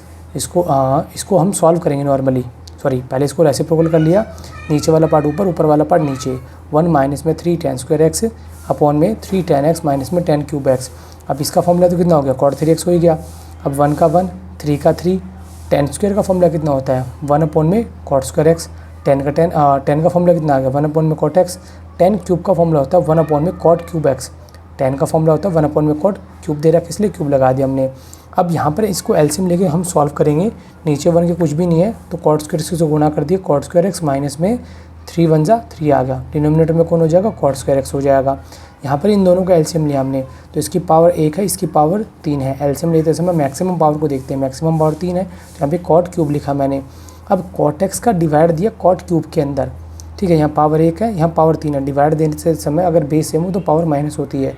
3 में से गया कितनी पावर बची, 2, यानी कॉट स्क्वायर बचा। कॉट स्क्वायर को गुणा कर देंगे इसके ऊपर वाले नंबर से, ऊपर कौन हमारा 3, तो 3 को गुणा कर दिया कॉट स्क्वायर के साथ में। कॉट क्यूब का कॉट क्यूब में डिवाइड देंगे 1 आएगा, 1 को मल्टीप्लाई कर देंगे ऊपर वाले के साथ, 1 × 1 कितना होगा, 1 ही होगा। अब यहाँ देखो ज़रा, इसको मैंने एज इट इज़ उतार दिया कॉट स्क्वायर। अब इसको ऊपर लेके जाएंगे तो रेसिप्रोकल हो जाएगा, कॉट क्यूब एक्स अपॉन में 3 कॉट स्क्वायर माइनस में 1 हो जाएगा। ऊपर 3 है, नीचे पावर 2 है, 3 में से 2 पावर हमारी कट जाएगी, ऊपर कितनी बचेगी, अभी भी 1 बचेगी। यहाँ पे कॉट स्क्वायर एक्स माइनस में 3 और नीचे कितना बचा हुआ, 3 कॉट स्क्वायर और माइनस का 1 बचा हुआ, ठीक है। अब कॉट को गुणा कर देंगे कॉट स्क्वायर के साथ, पावर 2 पावर 1, पावर होगी 3, कॉट को गुणा करेंगे 3 के साथ, कितना हो जाएगा 3 कॉट एक्स, और नीचे वाला पार्ट हमारा चल रहा है। इसी तरीके से आप कॉट 3x का फॉर्मूला भी यहाँ पे बना सकते हो। क्लियर, तो tan 3x और कॉट 3x का फॉर्मूला यहाँ पे आपको कंप्लीट हो गया होगा। अब स्टूडेंट हमारा अगला फॉर्मूला आता है cos x plus cos y is equal to 2 cos bracket x plus y upon में 2 cos x minus y upon में 2। अब ये फॉर्मूला कैसे याद रखें, इन फॉर्मूले को याद रखने का तरीका देखो क्या होगा। हमने cos x प्लस वाई का फॉर्मूला पढ़ा था, कितना होता है cos x cos y minus में sin x sin y। इसके लिए आपको क्या ध्यान में रखना है, अगर आपके बीच में प्लस का निशान है तो आपको लेना है पहला वाला पार्ट लेना है, अगर माइनस का निशान है तो आपको लेना है सेकंड वाला पार्ट लेना है, ठीक है। और देखो अगर आपको कॉस अलग है और cos y अलग है, दोनों फंक्शन हमारे अलग अलग हों, तब इन दोनों का जोड़ डिवाइड बाय 2 लेना है। ये वाला पार्ट तो सेम आएगा, एक बार प्लस डिवाइड बाय 2, एक बार माइनस डिवाइड बाय 2। मेन होता है आगे वाले पार्ट कौन कौन से हमें चाहिए, ठीक है। तो अगर हमारा प्लस का साइन है तो आगे वाला पार्ट यानी कि cos आएगा और cos आएगा, और आगे में क्या लिख देना है 2 लिख देना है, क्योंकि cos और cos कितने हुए 2, तो बाहर लिख देना है 2, और यहाँ पर दोनों cos आ जाएंगे, और यहाँ पे x प्लस वाई अपन में 2, यहाँ x माइनस वाई अपन में 2। हमें बस एक तरीके से चेन बनाने ताकि हम सारे फॉर्मूलों को अपने दिमाग में सीक्वेंस बना के लिख सकें, और ज़्यादा अच्छा रहेगा कि फॉर्मूला आप जितनी बार अगर आप प्रैक्टिस करते हो उतनी बार अपनी कॉपी में लिखो ताकि आपके दिमाग में अच्छे से वो याद हो जाए।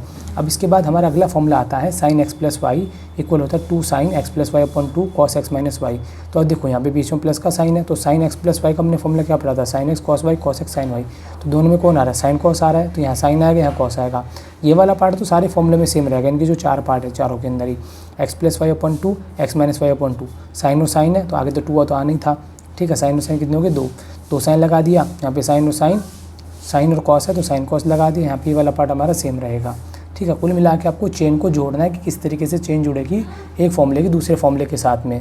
इसके बाद आता हमारा cos x minus cos y का, तो फॉर्मूला हमारा माइनस का 2 sin x plus y upon 2 sin x minus y upon 2 होता है। तो अब यहाँ देखो बीच में माइनस का साइन आ गया तो कौन सा लेना है, माइनस आए तो सेकंड पार्ट लेना है, तो यानी कि cos x माइनस वाई का फॉर्मूला वाला होता है। तो यहाँ पर कितना आता है sin x और sin y आता है निकल के हमारा, तो इसमें हम क्या लेंगे sin x और sin y। ये वाला पार्ट हमारा एज इट इज़ रहेगा, बस इतना ध्यान रखना cos वाले फॉर्मूले में हमें बाहर क्या लगाना है, माइनस लगा देना है, ठीक। इसके बाद sin x माइनस वाई का फॉर्मूला आता है, कितना होता है 2 cos x का x plus y upon 2 sin x minus y 2। किस तरीके से याद रखना है, sin x माइनस वाई का फॉर्मूला होता है माइनस आ जाए तो सेकंड वाला पार्ट लेना है, यानी cos x और sin y। तो यानी कि यहाँ पे cos लेना है और यहाँ पे sin लेना है, बाहर 2 तो आएगा ही आएगा, x plus y upon 2 x minus y upon 2। ये जो कॉमन पार्ट है देखो 2 सबके बाहर आएगा, x plus y upon 2 x plus y upon 2 ये भी सबके अंदर आएगा, x माइनस वाई अपॉन 2। याद क्या रखना है कि यहाँ पर कौन आ रहा है, मेन फोकस इस पे होगा। और इनको याद रखने का तरीका मैंने बता दिया कि अगर प्लस आए तो फर्स्ट पार्ट उठाना है और माइनस आए तो सेकंड पार्ट आपको लेना है। इसके बाद फॉर्मूला आता है हमारा 2 cos x cos y का, जो कि किसके बराबर होता है, cos x plus y plus cos x minus y के बराबर होता है, ठीक है। तो अब यहाँ पर हमें देखो क्या चाहिए, cos x और cos y चाहिए, ठीक है। इसका फॉर्मूला में चाहिए जो कि आएगा, और किस तरीके से हमें पता लगाना है। तो इन फॉर्मूलों को सीखने के लिए पहले मैंने जो 4 फॉर्मूले पढ़े थे पहले उन्हीं फॉर्मूलों को देखें, जैसे कि cos x प्लस वाई हमने क्या पढ़ा था, cos x cos y minus sin x sin y। इसको नंबर 1 दे दिया, cos x minus y cos x cos y plus sin x sin y। इसी तरीके से sin x प्लस वाई और sin x माइनस वाई, इन सभी फॉर्मूलों को मैंने यहाँ पे नोट कर लिया। इसको नंबर 1 नंबर 2 नंबर 3 नंबर 4 दे दिया, ठीक है। हमने फॉर्मूला तो पता है ये इस तरीके से हो, लेकिन इसको याद कैसे रखें, लर्न कैसे रखें कि ये इस तरीके से हो, क्योंकि इस तरीके के 4 फॉर्मूले देखो, पहला फॉर्मूला ये हो गया, दूसरा ये हो गया, तीसरा ये हो गया, चौथा ये हो गया, ठीक है। और चारों एक जैसे रखते हैं, अब इनको लर्न कैसे रखेंगे। तो हमारे यहाँ पे कौन है 2 cos x cos y आ रहा है। अब यहाँ पे देखो cos x cos y इन दोनों के अंदर आ रहा है, दोनों के अंदर सेम है। अगर मैं इन दोनों को जोड़ दूँ तो मेरा कितना आ जाएगा 2 cos x cos y आ जाएगा। तो यानी कि हमें इन दोनों को फर्स्ट पार्ट को सेकंड पार्ट को यानी कि फर्स्ट और सेकंड दोनों इक्वेशन को ऐड कर देंगे, फर्स्ट और सेकंड को। तो देखो जरा cos x plus y cos x minus y, इसका फॉर्मूला ओपन किया, ये आया, इसका फॉर्मूला ओपन किया आया, दोनों ये माइनस का पूरा पार्ट ये प्लस का है, दोनों कैंसिल आउट हो गए। तो cos x cos y cos x cos y कितना हो गया 2 cos x cos y आ गया। अगर हमें ये मिलता और ये फॉर्मूला हम आराम से बना लेते, क्यों, हम इसका फॉर्मूला ओपन करते, इसका फॉर्मूला ओपन करते, डायरेक्टली इसका तो आ जाता। लेकिन अगर ये दे दे और इसका फॉर्मूला ये पूछे तो किस तरीके से याद रखना, तब ये देखना है cos x cos y कैसे आए होंगे। इसमें भी cos x cos y है, दोनों को प्लस करके ही हमारा आंसर निकल सकता है। तो इस सिचुएशन में आपको इस तरीके से याद रखना है। इसी तरीके से सेकंड पार्ट है, यहाँ पे कितना आ रहा है 2 sin x sin y आ रहा है। अब यहाँ देखो sin x sin y ये रहा, sin x sin y ये रहा। अब ये प्लस का ये माइनस का है, अब दोनों प्लस माइनस को तो माइनस हो जाते हैं। तो यानी कि अगर इसके बाहर में माइनस लगा दूँ तो किसका हो जाएगा, प्लस का हो जाएगा। इसके बाहर में माइनस लगा दूँ तो किसका हो जाएगा, प्लस का हो जाएगा। तो यानी कि इसके बाहर माइनस रखने का मतलब है दो इक्वेशन में से इक्वेशन नंबर 1 को हमें माइनस करना पड़ेगा। तो देखो जरा मैंने यहाँ पे 2 में से 1 को माइनस किया है, ठीक है। तो सेकंड इक्वेशन यहाँ रखी माइनस में फर्स्ट इक्वेशन, पहले सेकंड इक्वेशन का फॉर्मूला, सेकंड इक्वेशन का फॉर्मूला। अब इसको मैंने ओपन किया तो सेम रहेगा, इसके बाहर माइनस आए तो इसके बदले जाएंगे, प्लस का है तो माइनस, माइनस का है तो प्लस। अब देखो ये माइनस का है प्लस का कैंसिल आउट हो गया, sin x sin y कितना हो गया, sin x sin y 2 sin x sin y हो गया, ठीक है। अब अगला फॉर्मूला हमारा कितना है 2 sin x cos y। अब इसमें देखो sin x cos y कहाँ पर है, sin x cos y इसमें भी है, sin x cos y इसमें भी है। अब 2 sin x cos y तो यानी इन दोनों को प्लस किया होगा तभी हमारे 2 sin x cos y बने होंगे। तो इक्वेशन नंबर 3 और 4 दोनों को हम प्लस कर देंगे। तो यहाँ देखो जरा मैंने 3 और 4 दोनों को प्लस किया, तो sin x plus y sin x minus y दोनों इक्वेशन को प्लस करेंगे। तो ये ओपन करा, दूसरे वाले फॉर्मूला ओपन करें, जो प्लस माइनस वाले तो कैंसिल हो गए। तो 2 sin x cos y sin x cos y कितना हो गया 2 sin x cos y। अब हम यहाँ पे चाहिए कितना cos x और sin y, 2 cos x sin y। अब cos x sin y इसमें भी है, cos x sin y इसमें भी है, इन दोनों को प्लस करना। प्लस कैसे करेंगे, अगर ये प्लस का ये माइनस का तो कैंसिल हो रहे हैं, तो हम क्या करेंगे इसके बाहर माइनस का निशान लगाएंगे, माइनस का निशान लगाते अंदर वाले निशान चेंज हो जाएंगे, ये प्लस का हो जाएगा। तो यानी कुल मिला के हम इक्वेशन नंबर 3 में बाहर माइनस लगेगा, मतलब इस -4 को हमें माइनस करना पड़ेगा। इक्वेशन 3 में से इक्वेशन 4 को हम माइनस करेंगे। तो sin x plus y minus sin x minus y, इसका फॉर्मूला ओपन करें, इसका फॉर्मूला ओपन करा, बाहर माइनस अंदर वाले के निशान चेंज होंगे। ये प्लस का था, किसका हो जाएगा माइनस का, माइनस वाला किसका हो जाएगा प्लस का। तो ये दोनों एक दूसरे को कैंसिल आउट कर देंगे, cos x sin y cos x sin y कितने हो गए 2 हो गए, तो 2 cos x sin y। इस तरीके से हम इस फॉर्मूले को लर्न रखेंगे, ठीक है। अगर ये फॉर्मूला यहाँ ये दे देता है और ये पूछता है तब तो इजीली है, इसका फॉर्मूला ओपन कर दो, इसका फॉर्मूला ओपन कर दो, हम इसको निकाल लेंगे। लेकिन अगर ये दे दे और इसका फॉर्मूला पूछे तो आपको जैसे मैंने बताया कि इक्वेशन 3 में से 4 माइनस करनी है, 3 में से 4 प्लस करनी है, इस तरीके से आप इनको लर्न रखोगे। क्लियर।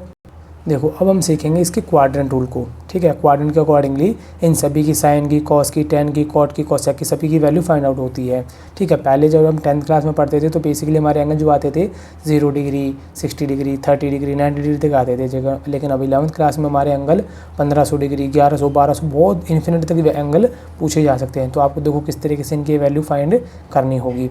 ये मैंने एक तरीके से कार्टेशियन प्लेन बना लिया। ये हमारा फर्स्ट क्वाड्रेंट है, सेकंड क्वाड्रेंट है, थर्ड क्वाड्रेंट है, फोर्थ क्वाड्रेंट है। जब चैप्टर मैंने शुरू किया था इसकी स्टार्टिंग में तो मैंने आपको बताया था क्वाड्रेंट को हम आगे डिस्कस करेंगे।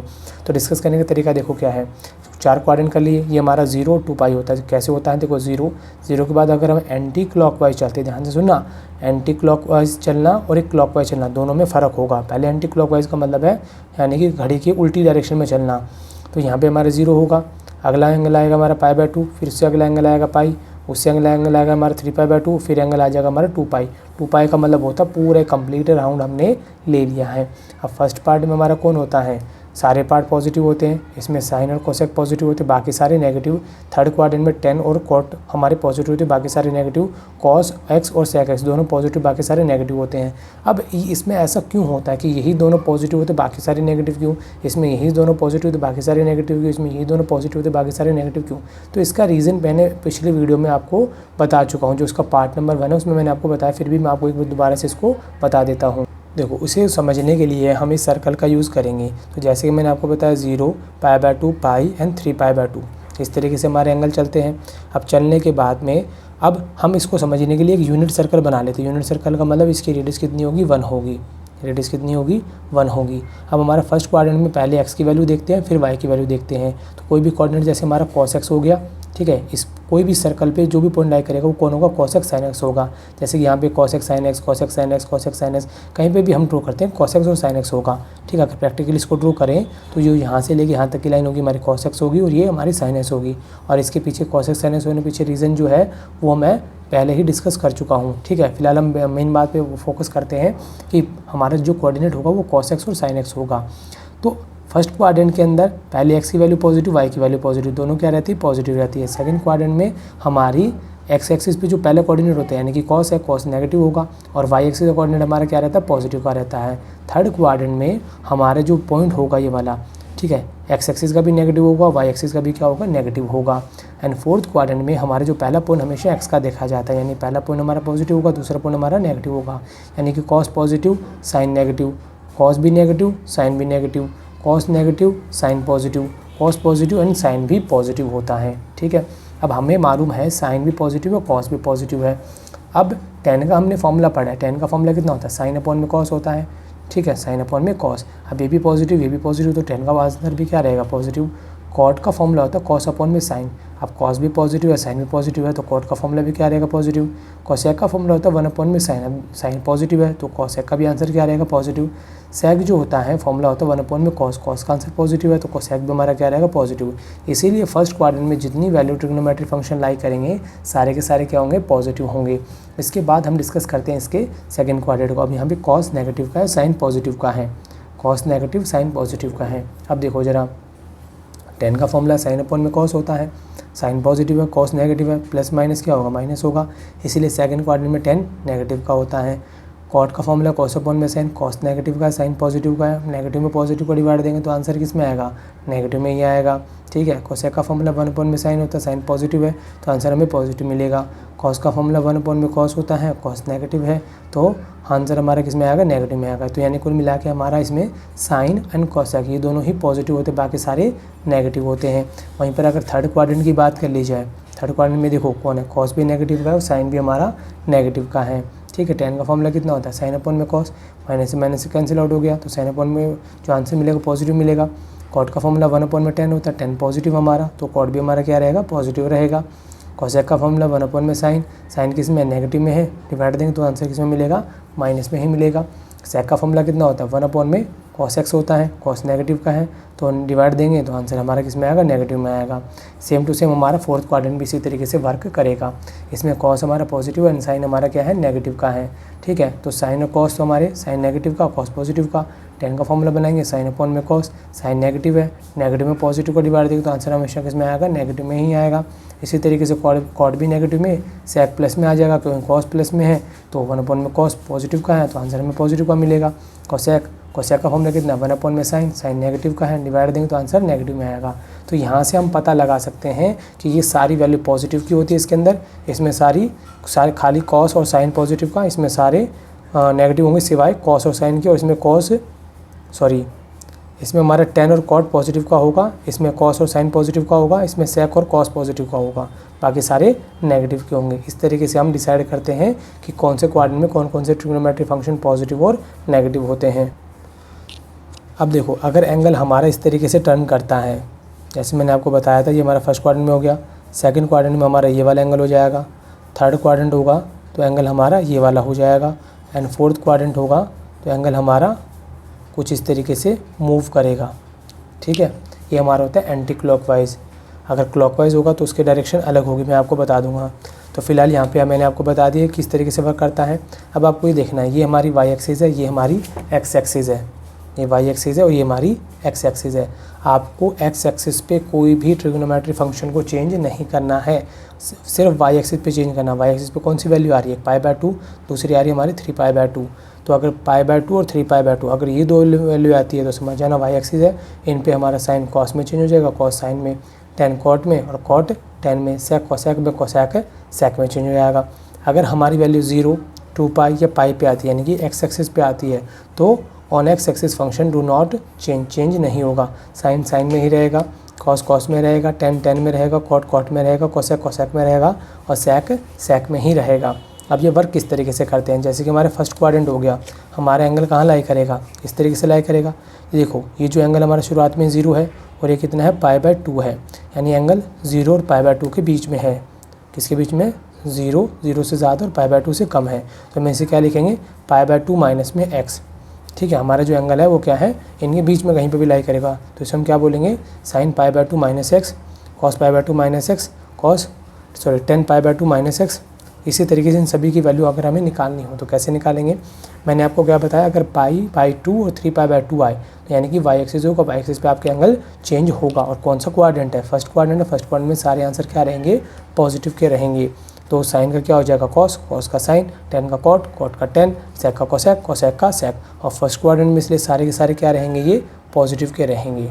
ठीक है, आप वीडियो को पॉज करके इनको नोट कर सकते हो। अब अगला आता हमारा सेकंड क्वाड्रेंट। सेकंड क्वाड्रेंट में एंगल देखो किस तरीके से वर्क करेगा।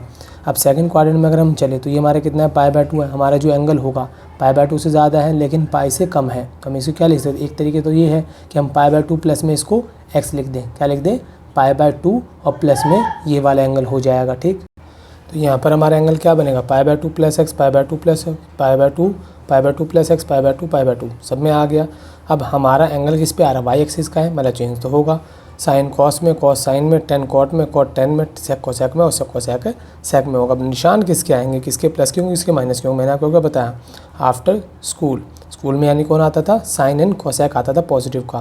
तो देखो साइन का जो आंसर होगा वो पॉजिटिव रखना, में ये मत देखना कि साइन और कोसेक को पॉजिटिव करते, नहीं, साइन का रिजल्ट जो होगा वो पॉजिटिव होगा एंड कोसेक का जो रिजल्ट होगा वो भी क्या होगा, पॉजिटिव होगा। बाकी सारे हम साइन क्या लगाएंगे, नेगेटिव का लगाएंगे। और दूसरा तरीका जो हमारा था एंगल का, वो क्या था, हमारा एंगल यहाँ पे फिलहाल सेकंड क्वाड्रेंट में लाई करता है। अगर हम इसे एंगल x मान ले, ठीक, और ये हमारा कौन है, पाई है। हमें एंगल किसकी ज़रूरत है, इसकी ज़रूरत है, इस वाले एंगल की। अगर हम पाई में से, ये पूरा एंगल पाई है, इसमें से एंगल x को माइनस कर दे तब भी हमारा ये एंगल आएगा। दूसरा तरीका हमारा ये वाला है। तो पाई में से हम क्या करेंगे, -x, pi minus x, pi minus सबको कर दिया। अब मैंने बताया जो एंगल x एक्सिस पे लाई करेगा वो नो चेंज होगा, जो y एक्सिस पे लाई करेगा, सॉरी x एक्सिस पे लाई करेगा वो नो चेंज। साइन में रहेगा, कॉस में, टेन में, कॉट में, सेक में, कोसेक में। अब निशान किस में आएंगे, मैंने क्या बताया, इसमें साइन एंड कोसेक पॉजिटिव होगा तो साइन का रिजल्ट साइन पॉजिटिव होगा, कोसेक का रिजल्ट कोसेक भी पॉजिटिव होगा। बाकी सारी वैल्यू क्या रहेंगी, हमारी नेगेटिव में रहेगी। ठीक है, इन्हीं वैल्यू से हम ट्रिग्नोमेट्री रेशियो को भी निकालेंगे। तो इनको आप ज़रा ध्यान से देखना और आप इनको वीडियो को पॉज करके बीच में नोट कर सकते हो। क्लियर। उसके बाद आता हमारा थर्ड क्वाड्रेंट। अब थर्ड क्वाड्रेंट में हमारा एंगल कहाँ पहुँच गया, यहाँ पहुँच गया। ठीक है, यहाँ से यहाँ तक गया π/2, यहाँ तक पहुँच गया, पाई आया। इसके बाद अब यहाँ पहुँच गया, यानी पाई को क्रॉस करके आया है यहाँ पे। किसको क्रॉस कर दिया, पाई को। अगर हम ये पाई एंगल, यहाँ तक तो पाई है ही है, एक्स एंगल ऐड कर दें तो कितना हो जाएगा, पाई प्लस एक्स। सब में मैंने क्या लगा दिया, पाई प्लस एक्स सब में लगा दिया। और जो पाई है वो कौन से एक्सिस पे, एक्स एक्सिस पे मतलब चेंज तो नहीं होगा, चेंज नहीं होगा। तो मैंने क्या लिखा, सारे एंगल एज ही लिख दिए। साइन में, कॉस में, टेन में, कॉट में, सेक में और कोसेक में ही रहेगा। लेकिन sine third quadrant after school to यानी कि टेन एंड कॉट, इसमें टेन और कॉट का रिजल्ट पॉजिटिव, टेन का रिजल्ट पॉजिटिव एंड कॉट का रिजल्ट पॉजिटिव, ये दोनों पॉजिटिव, बाकी सारे क्या रहेंगे, नेगेटिव।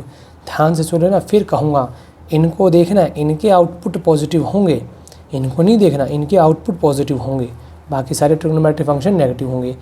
पहला तरीका तो ऐसे लिख दिया। दूसरा तरीका हम ऐसे भी तो लिख सकते हैं, हमें किसी एंगल की ज़रूरत है, हमें इस एंगल की ज़रूरत है। अगर मैं इस एंगल को x मान लूँ, कितना मान लूँ, x मान लूँ, और ये मेरा एंगल कितना है, 3π/2 है। 3π/2 में से अगर एंगल x माइनस कर दूंगा तो वापस हमारा ये एंगल आएगा जो हमें चाहिए। तो हमने 3π/2 माइनस एक्स कर दिया, 3π/2 माइनस एक्स सब में कर दिया। अभी 3π/2 कौन से एक्सिस पे है, y एक्सिस पे है। y एक्सिस पे तो फंक्शन क्या होगा, चेंज होगा। साइन कॉस में कॉस, साइन में टेन, कॉट में कॉट, टेन में सेक, कोसेक में कोसेक, सेक में चेंज होगा। अब बात साइन की, थर्ड क्वाड्रेंट में है तो टेन का रिजल्ट पॉजिटिव एंड कॉट का रिजल्ट पॉजिटिव, बाकी सारे किस में रहेंगे, नेगेटिव में रहेंगे। ठीक है, ये हमारा थर्ड क्वाड्रेंट यहाँ पे कंप्लीट होता है। इसके बाद आता है फोर्थ क्वाड्रेंट। अब फोर्थ क्वाड्रेंट में देखो हमारा एंगल यहाँ से टर्न होता हुआ पाई तक पहुँचा, पाई से 3π/2 पे आया। अब 3π/2 से क्रॉस करके आगे चला गया, यानी कि ये एंगल x है तो 3π/2 प्लस में x हो जाएगा। तो सभी के साथ में मैंने क्या लिखा था, 3π/2 प्लस x, 3π/2 प्लस x, इन सभी की वैल्यू निकालनी है। अब एंगल किस पे आ रहा है, 3π/2 यानी y एक्सिस पे, यानी फंक्शन तो चेंज होगा। साइन है कॉस में कॉस, साइन में टेन, कॉट में कॉट, टेन में सेक, कोसेक में कोसेक, सेक में। साइन किसका आएगा, मैंने क्या बताया, after school 10th class. Class यानी कि कोसेक एंड सेक, ठीक है। इसमें कॉस और सेक की वैल्यू क्या रहेगी, इसमें पॉजिटिव रहेगी। अब कॉस का रिजल्ट क्या है, साइन, और सेक का रिजल्ट क्या है, कोसेक। ये दोनों पॉजिटिव होंगे, बाकी सारी वैल्यू क्या रहेंगी, नेगेटिव में रहेंगी। दोबारा सुन ले, आफ्टर स्कूल टू स्कूल या फिर कोचिंग भी हो। देखो जैसे कि आफ्टर स्कूल 10th क्लास, सी का मतलब यहाँ पे कौन होगा, कॉस एंड सेक होगा, यानी इन दोनों के रिजल्ट क्या रहेंगे, पॉजिटिव रहेंगे। तो कॉस का रिजल्ट पॉजिटिव रहा एंड सेक का रिजल्ट पॉजिटिव रहा, बाकी सारे क्या हो गए, नेगेटिव हो गए। फिर हमारी अगली वैल्यू आती है। देखो हम इसको 2-3 तरीके से ले सकते हैं। पहला तरीका, जैसे कि अब हमने यहाँ से एंगल हमारा यहाँ चल रहा है क्योंकि हम इस चौथे क्वाड्रेंट में हैं, ठीक। तो अगर मैं इस एंगल को एक्स मान लूँ और ये मेरा कितना है 0, π/2, पाई, 3π/2 और ये हमारा फिर आगे 2π। तो यानी कि एक तरीका तो मैंने आपको बता ही दिया, 3π/2 एंगल जो x होगा ये वाला, अगर हम इसे x मानते हैं तो प्लस करके लिखेंगे, लेकिन अगर हम इसे एंगल x मानते हैं तो इसको क्या लिखेंगे कि हमारा जो एंगल 2π है, 2π में से अगर एंगल x को माइनस कर दें, एंगल x को माइनस कर दें तो हमारा पूरा का पूरा यही वाला एंगल बचेगा।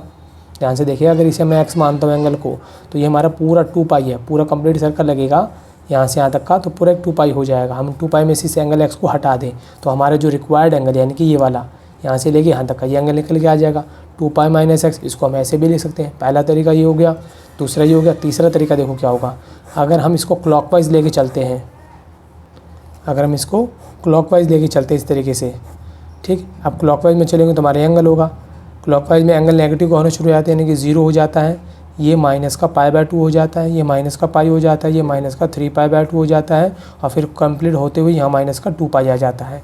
अगर हम इसको क्लॉकवाइज लेके चले तो इस एंगल को क्या पढ़ेंगे, हम नेगेटिव का x पढ़ेंगे। तो इसको हम 2π - x भी ले सकते हैं, इसको हम साइन 0 - x भी लिख सकते हैं, क्योंकि ये हमारा कौन है, 0 ही तो है। इसको हम 0 - x भी ले सकते हैं, या फिर हम इसको डायरेक्टली -x भी ले सकते हैं, क्योंकि 0 में से -x माइनस करना सेम वही माइनस का x होगा। तो यानी कि तीनों का मतलब एक ही है। अभी कभी भी आपके क्वेश्चन में अगर इस तरीके की वैल्यू आती है तो आपको कंफ्यूज नहीं होना है, ठीक है। 2π - x बोल दे तो मतलब ये वाली कंडीशन है, और 0 - x बोल दे तो मतलब ये वाली कंडीशन है, या फिर -x डायरेक्टली भी लिख सकते हैं, तीनों में सेम आंसर रहेगा। अब करने का तरीका, 2π है, 2π हमारे कौन से एक्सिस पे आ रहा है, वाई एक्सिस पे आ रहा है, एक्स एक्सिस पे आ रहा है। अगर ये एक्स एक्सिस पे आ रहा है तो नो चेंज होगा, साइन साइन में रहेगा, कॉस कॉस में रहेगा, टेन टेन में रहेगा, कॉट कॉट में रहेगा, सेक सेक में रहेगा, और कोसेक कोसेक में ही रहेगा। लेकिन बात आती है साइन की। अब मैंने आपको क्या बताया, इसमें कोसेक और सेक के रिजल्ट क्या रहेंगे, पॉजिटिव रहेंगे, ठीक है। कॉस के और सेक के रिजल्ट पॉजिटिव रहेंगे, तो कॉस का रिजल्ट कॉस पॉजिटिव रहेगा और सेक का रिजल्ट सेक पॉजिटिव रहेगा। बाकी सारी value negative negative negative and negative रहेंगी, ठीक है। तो आपको किस तरीके से डिसाइड करना है कि वाई एक्सिस की वैल्यू है तो चेंज होगा, एक्स एक्सिस की वैल्यू तो नो चेंज होगा। अब हमारी जो डायरेक्शन है पूरी टर्न करती करती, ध्यान से देखना, शुरुआत में यहाँ थी, ठीक, फिर उसके बाद कहाँ पहुँची, डायरेक्शन यहाँ पहुँची, एंगल यहाँ आ गया, उसके बाद यहाँ पहुँचे, एंगल यहाँ आ गया, उसके बाद यहाँ पहुँचे, एंगल हमारा यहाँ आ गया। अब फाइनली हमारा पूरा कंप्लीट टर्न करते हुए, यहाँ से टर्न करते हुए वापस हम यहीं पे पहुँच गए हैं। तो यानी कि ये हमारा कितना हो जाएगा, पूरे कंप्लीट राउंड लगा के पहुँचे हैं तो 2π, और ये हमारा एंगल कितना होगा, x होगा, तो 2π प्लस में x हो जाएगा। तो देखो ज़रा, वापस हम कहाँ पहुँच गए, फर्स्ट क्वाड्रेंट में। अब इसे हम चाहे 2π प्लस x बोल ले, क्योंकि पूरा हम कंप्लीट राउंड लगा के यहाँ पहुँचे हैं, 2π प्लस x बोल ले, या फिर इसको हम 0 भी तो बोल सकते हैं, ये 2π भी होता है 0 भी होता है, इसको हम 0 प्लस x भी बोल सकते हैं, या फिर मैं 0 में x ऐड करूँ तो x ही आएगा।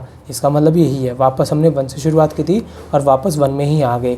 2π की वैल्यू है, यानी x एक्सिस पे चेंज तो नहीं होगा, साइन साइन में, कॉस कॉस में, टेन टेन में, कॉट कॉट में, सेक सेक में, और कोसेक कोसेक में ही रहेगा। लेकिन साइन फर्स्ट क्वाड्रेंट है, सारे के सारे क्या रहेंगे, पॉजिटिव के रहेंगे, और पॉजिटिव आगे लगाना ज़रूरी नहीं होता, लगाना तो लगाओ, ना भी लगाओ तो कोई फ़र्क नहीं पड़ता है। इस तरीके से हम सभी वैल्यू ट्रिग्नोमेट्रिक रेशियो को यहाँ पे निकाल सकते हैं। क्लियर? तो उम्मीद करता हूँ आपको ये क्वाड्रेंट रूल समझ में आ गया होगा। अब देखो ये ट्रिग्नोमेट्री टेबल मैं आपको बनाना सिखाता हूँ। वैसे तो हमारी जो ट्रिग्नोमेट्री रेशो की टेबल होती है बेसिकली 90 डिग्री तक ही होती है यहाँ तक, लेकिन मैंने आपको पूरी 360 डिग्री तक बना के दिखाई है ताकि हम उस क्वाड्रेंट के रूल को सीख सकें कि वो किस तरीके से वर्क करता है। और पहले मैं आपको इन 90 डिग्री तक टेबल बनाना वो सिखा देता हूँ, क्योंकि हमने 10th क्लास में भी सीखा था। मैं आपको फिर भी दोबारा से थोड़ा सा रिवाइंड करवा देता हूँ। इसको बनाने का तरीका देखो क्या था कि जैसे हमारा 0 है तो हम क्या लिखेंगे, इसको 0/4 लिखेंगे, 1/4 लिखेंगे, 2/4, 3/4 एंड 4/4। इस तरीके से हम इनकी वैल्यू को फाइंड करेंगे। 0 में 4 का डिवाइड देंगे 0 आएगा, तो साइन 0 की वैल्यू कितनी हुई, 0 हुई। उसके बाद हमारा देखो पहले कट रही है तो काटना, नहीं कटी तो डायरेक्टली लिख देना है। नहीं कट रही है तो 1 का रूट 1, 4 का रूट कितना होता है 1/2, ये आ गया। कटे तो काटना, 2 1 जा 2, 2 2 जा 4, 1 का रूट 1 और इसका रूट कितना हो जाएगा √2, ये आ गया हमारा। अगली वैल्यू कटे तो काटो, नहीं कटे तो √3 का तो √3 रहेगा। 4 का कितना हो जाएगा 2, √3/2। 90 डिग्री का 4 से 4 कट गया, कितना है 1, 1 का √1, ये वैल्यू आ गई। ठीक है, कॉस की वैल्यू निकालनी है तो कॉस में क्या करोगे आप, इसको रिवर्स कर दोगे। 1 यहाँ √3/2, 1/√2 सेम रहेगा 1/2 और 0 हमारे यहाँ आ जाएगा। साइन और कॉस की वैल्यू बन गई। साइन और कॉस की बनने के बाद तो आप हर किसी की वैल्यू को आराम से फाइंड कर सकते हो। जैसे कि 10 की वैल्यू निकालनी है हमें। अब 10 का फॉर्मूला हमारा कितना होता है, साइन x अपॉन में कॉस x होता है। अब साइन की वैल्यू कितनी है 0, कॉस की वैल्यू कितनी है 1, यानी कि साइन में हमें उस ऊपर वाली वैल्यू में नीचे वाली वैल्यू का डिवाइड करना है। 0 में 1 का डिवाइड देंगे कितना आएगा 0 ही आएगा। 1/2 में डिवाइड देना है √3/2 का, तो 2 से 2 कट गया, आंसर कितना है 1/√3। अब यहाँ पर देखो 1/√2 में डिवाइड देना 1/√2 का, सेम में कट गया, डिवाइड देंगे तो आंसर कितना आ जाएगा 1 आ जाएगा। ठीक है, इसी तरीके से √3/2 में डिवाइड देना है किसका, 1/2 का डिवाइड देना है। 2 से 2 कैंसिल हो जाएगा, कितना आ जाएगा √3 आ जाएगा। अब यहाँ पे देखो 1/0 है, जब भी किसी के नीचे 0 आ जाता है तो वो क्या हो जाता है नॉट डिफाइंड। नॉट डिफाइंड लिख लो या फिर इन्फिनिटी भी लिख सकते हैं, यानी कि हम इसको डिफाइन नहीं कर सकते। तो यहाँ मैंने क्या लिख दिया, नॉट डिफाइंड लिख दिया। इसके बाद आता हमारा कॉट। कॉट में क्या करते हैं उल्टा, नॉट डिफाइंड यहाँ, √3 यहाँ, 1 का 1, 1/√3 और 0 हमारा यहाँ आ जाएगा। आने के बाद कॉसेक का, कॉसेक हमारा क्या होगा, कॉसेक का फॉर्मूला होता है 1 में साइन, यानी कि हमें जो साइन वैल्यू दे रखी है साइन का कर देना रेसिप्रोकल। अगर साइन का रेसिप्रोकल कर दे तो हमें क्या मिल जाएगा, कॉसेक मिल जाएगा।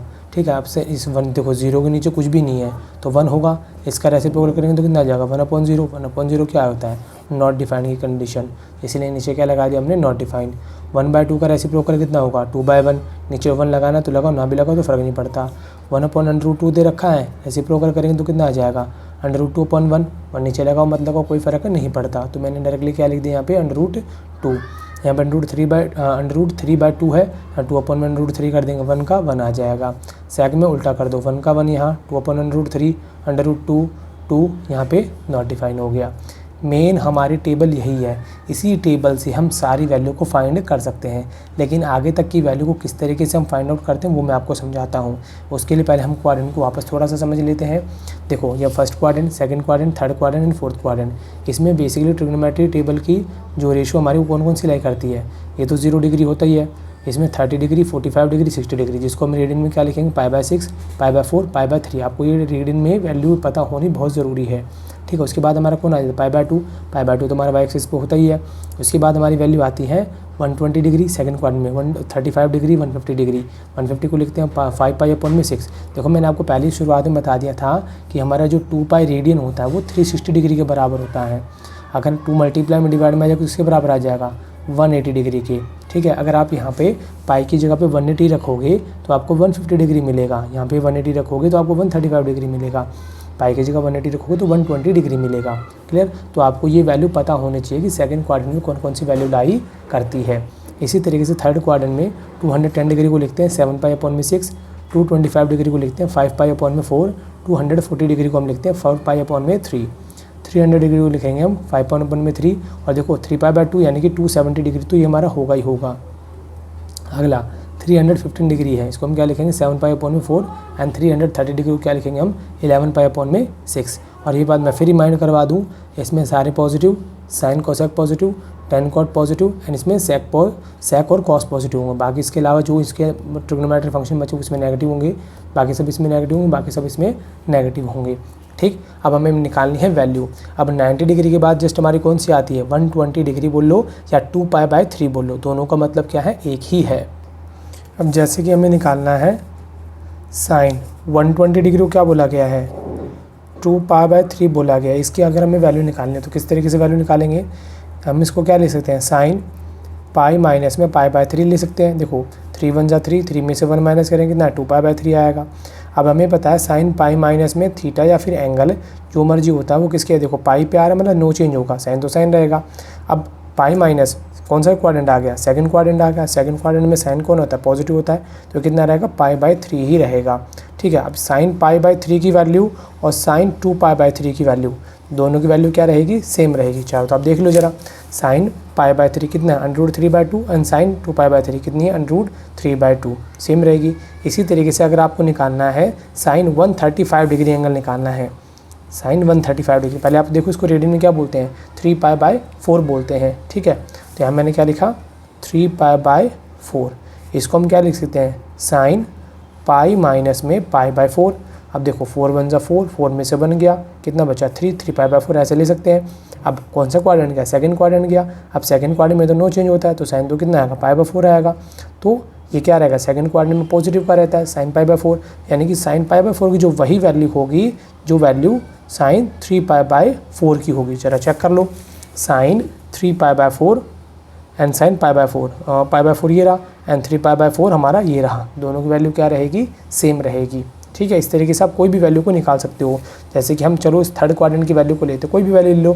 जैसे हमने क्या ले लिया, 4π/3 ले लिया, थर्ड क्वाड्रेंट में है। हेलो, साइन 4π/3, इसको हम कैसे ले सकते हैं, साइन डिवाइड करा 1 आया π/3, यानी कि 3 1 जा 3, 3 में से 3 में 1 ऐड कर दिया, कितना हुआ पाई, तो कितना होगा 4π/3। अब कौन सा क्वाड्रेंट गया, पाई प्लस एंगल है, ध्यान रखना पाई माइनस होता है तो सेकंड क्वाड्रेंट होगा। मैं आपको पहले ही क्लियर कर दूं, हमारी जो क्वाड्रेंट है इसमें कौन कौन सी वैल्यू होती है, इसमें 2π प्लस में x होगा और कौन सा होगा, π/2 माइनस में x होगा फर्स्ट क्वाड्रेंट में। सेकंड क्वाड्रेंट में कौन सा होगा, π/2 प्लस x इसमें होगा एंड पाई माइनस में x इसमें होगा। थर्ड क्वाड्रेंट में पाई प्लस x हो जाएगा और इसमें 3π/2 माइनस में x हो जाएगा। एंड फोर्थ क्वाड्रेंट में 3π/2 प्लस x हो जाएगा एंड 2π माइनस में x हो जाएगा। इस तरीके से ये वैल्यू इनमें लाई करती है। ठीक। और कैसे पता लगाया, ये 0, ये π/2, ये पाई और ये 3π/2। एंगल अगर इसके अंदर है तो यानी कि या तो वो 2π से ज़्यादा, क्योंकि 0 का मतलब 2π भी होता है, कंप्लीट राउंड करने के बाद 2π प्लस x होगा या π/2 से छोटा होगा। इसमें आ गया एंगल, तो यानी π/2 से ज़्यादा हो गया तो π/2 प्लस x हो गया, लेकिन पाई से कम है तो पाई माइनस x हो गया। इसमें पाई से क्रॉस कर गया तो पाई प्लस एक्स, 3π/2 से छोटा है तो 3π/2 माइनस में x, क्रॉस कर गया 3π/2 प्लस एक्स हो जाएगा, लेकिन इस 2π से नीचे है तो 2π माइनस में x हो जाएगा। इस तरीके से हम डिसाइड करते हैं कि हमारी वैल्यू कौन से क्वाड्रेंट में लाई कर रही है। अब पाई प्लस एक्स हमारे किस में आ रहा है, थर्ड क्वाड्रेंट में आ रहा है। तो अब थर्ड क्वाड्रेंट में आ रहा है तो थर्ड क्वाड्रेंट में तो टेन और कॉट पॉजिटिव होता है और पाई है यानी कि x एक्सिस पे ही है, x एक्सिस पे है यानी कि चेंज तो होगा ही होगा, सॉरी चेंज नहीं होगा। अगर x एक्सिस पे तो साइन का तो साइन ही रहेगा π/3, लेकिन इसमें क्या रहेगा, ये नेगेटिव का रहेगा। इसमें साइन, क्योंकि इसमें टेन और कॉट ही रिजल्ट पॉजिटिव देते हैं, बाकी सारे नेगेटिव। तो साइन π/3 यानी कि आपकी जो साइन 4π/3 की वैल्यू होगी वो साइन π/3 के बराबर होगी, लेकिन इसमें आपका क्या लग जाएगा, माइनस लग जाएगा। बस खाली चेक कर लेते हैं, साइन 4π/3, ये रहा हमारा साइन 4π/3। तो मैंने क्या बोला, साइन π/3 की जो वैल्यू होगी, π/3 की वैल्यू चेक करो, साइन ये रहा, इसमें प्लस होगा लेकिन 4π/3 में क्या आ जाएगा, माइनस आ जाएगा।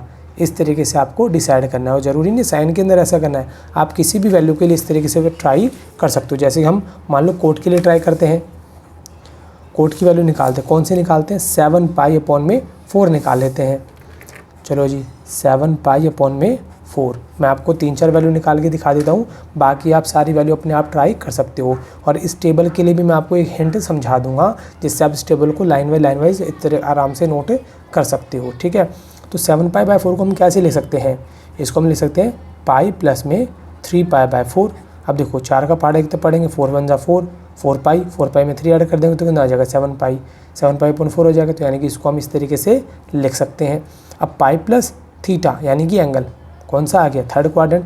थर्ड क्वाड्रेंट के अंदर अब ये पाई एंगल दिखा रहा है यहाँ पे, पाई में चेंज तो नहीं होगा, कॉट 3π/4 ही होगा। अब देखना ये है कि इसमें टेन और कॉट का रिजल्ट क्या होता है, पॉजिटिव। तो यानी कि कॉट को चेंज कराया तो इसका आंसर क्या रहेगा, हमें पॉजिटिव में रहेगा। तो यानी कि कॉट 7π/4 की वही वैल्यू होगी जो कॉट 3π/4 की होगी, और दोनों वैल्यू क्या रहेंगी, पॉजिटिव की रहेंगी। तो चला चेक करते कॉट 3π/4 की वैल्यू कितनी है। कॉट हमारा ये रहा, और 3π/4, ओहो अब 3π/4 तो हमारा 135 डिग्री पे आ रहा है। मैंने तो आपको क्या कहा 90 डिग्री के अंदर होगा। तो यानी कि ये जो वैल्यू हमने ली है, फिर हम इसको इस तरीके से नहीं लिखेंगे क्योंकि 135 डिग्री पे आ रहे, तो ठीक है 3π/4 तो 90 डिग्री से क्रॉस चला गया। तो हम इसको दूसरे तरीके से लिखेंगे। कैसे लिखेंगे, इस कॉट को हम ऐसे भी लिख सकते हैं 2π माइनस में x/4। अब देखो 4 का टेबल मैंने 8 तक पढ़ा, 4 2 ज़ा 8π, 8π में से 1 गया, 8π में से 1 गया, कितना बचेगा 7π/4 आएगा। यानी हम इसको इस तरीके से ले सकते हैं। अगर 3π/4 में मैं लिखता हूँ तो मेरी वैल्यू 90 से क्रॉस आ रही है, तो यानी कि इसको ना लिखकर आप इस तरीके से लिखो इसको। अब ये मेरा कौन सा क्वाड्रेंट चला गया, ये मेरा आ गया फोर्थ क्वाड्रेंट में आ गया। किसमें आ गया, फोर्थ क्वाड्रेंट में। अब फोर्थ क्वाड्रेंट में आ गया तो इसकी वैल्यू देखो 2π आ रहा है, यानी चेंज तो नहीं होगा, कॉट का तो कॉट ही रहेगा। लेकिन अब हमारा इसके अंदर टेन और कॉट तो नेगेटिव होते हैं, तो इसके आगे क्या लिख जाएगा, नेगेटिव। यानी कि कॉट 7π/4 की वैल्यू कॉट π/4 के बराबर होगी, लेकिन इसके बाहर कौन होगा, माइनस का होगा। तो कॉट π/4 को चेक करते हैं, देखो जरा, कॉट π/4 हमारा 1 है, और वहीं पर कॉट 7π/4 कितना, -1 है। ठीक है, यहाँ 1 है और यहाँ कितना आ रहा है, -1 आ रहा है। इस तरीके से आप इन सभी की वैल्यू को डिसाइड कर सकते हो, किसी की भी वैल्यू को निकाल सकते हो। बस आपको ये देखना है कि ये जो टर्म है आपको, आप इनको किस तरीके से लिख सकते हो। जिस तरीके से लिख सकते हो, कुल मिला के आपको फर्स्ट क्वाड्रेंट की वैल्यू के लिए उसको अप्लाई करना होगा। अब इस टेबल को बनाने का तरीका भी मैं आपको बता देता हूँ। पहले तो आप ये डिसाइड करो, ये वैल्यू फर्स्ट क्वाड्रेंट की है, सेकंड क्वाड्रेंट है, थर्ड क्वाड्रेंट है एंड फोर्थ क्वाड्रेंट है। कर लिया। करने के बाद देखो ये हमारा 90 डिग्री तक तो मैंने आपको बनाना सिखा दिया। 120 डिग्री के बाद एक तरीके से जैसे मिरर होता ना, मिरर की तरह वर्क करता है सारा काम। जैसे हमने कोई बीच में मिरर रख दिया हो, ठीक है, अब मिरर रखने के बाद में एक दूसरे की वैल्यू को ये रिपीट करना शुरू कर देता है। जैसे कि 90 डिग्री के बाद 1 है, 1 रहा, इसके बाद √3/2, 1/√2, 1/2, 0 चला गया। इसके बाद वापस ही रिपीट करना शुरू कर देगा। जैसे 0 से पहले कौन है, 1/2, 1/√2, √3/2। निशान मैं आपको बता दूंगा प्लस माइनस किस तरीके से डिसाइड करने हैं। ठीक है, फिर कौन है, 1 आया। इसके बाद फिर रिपीट करना शुरू कर देगा। 1 के यहाँ पे कौन है, √3/2, 1 में रुको, ये 1 आया हमारा, √3/2, 1/√2, 1/2 एंड 0 आ गया। सभी के अंदर इसी तरीके से पैटर्न अप्लाई हो रहा है। देखो जरा 90 तक तो मैंने बना दिया, 1/2, 1/√2, √3/2, 1 आ गया। इसके बाद वापस √3/2, 1/√2, 1/2, 0 आ गया।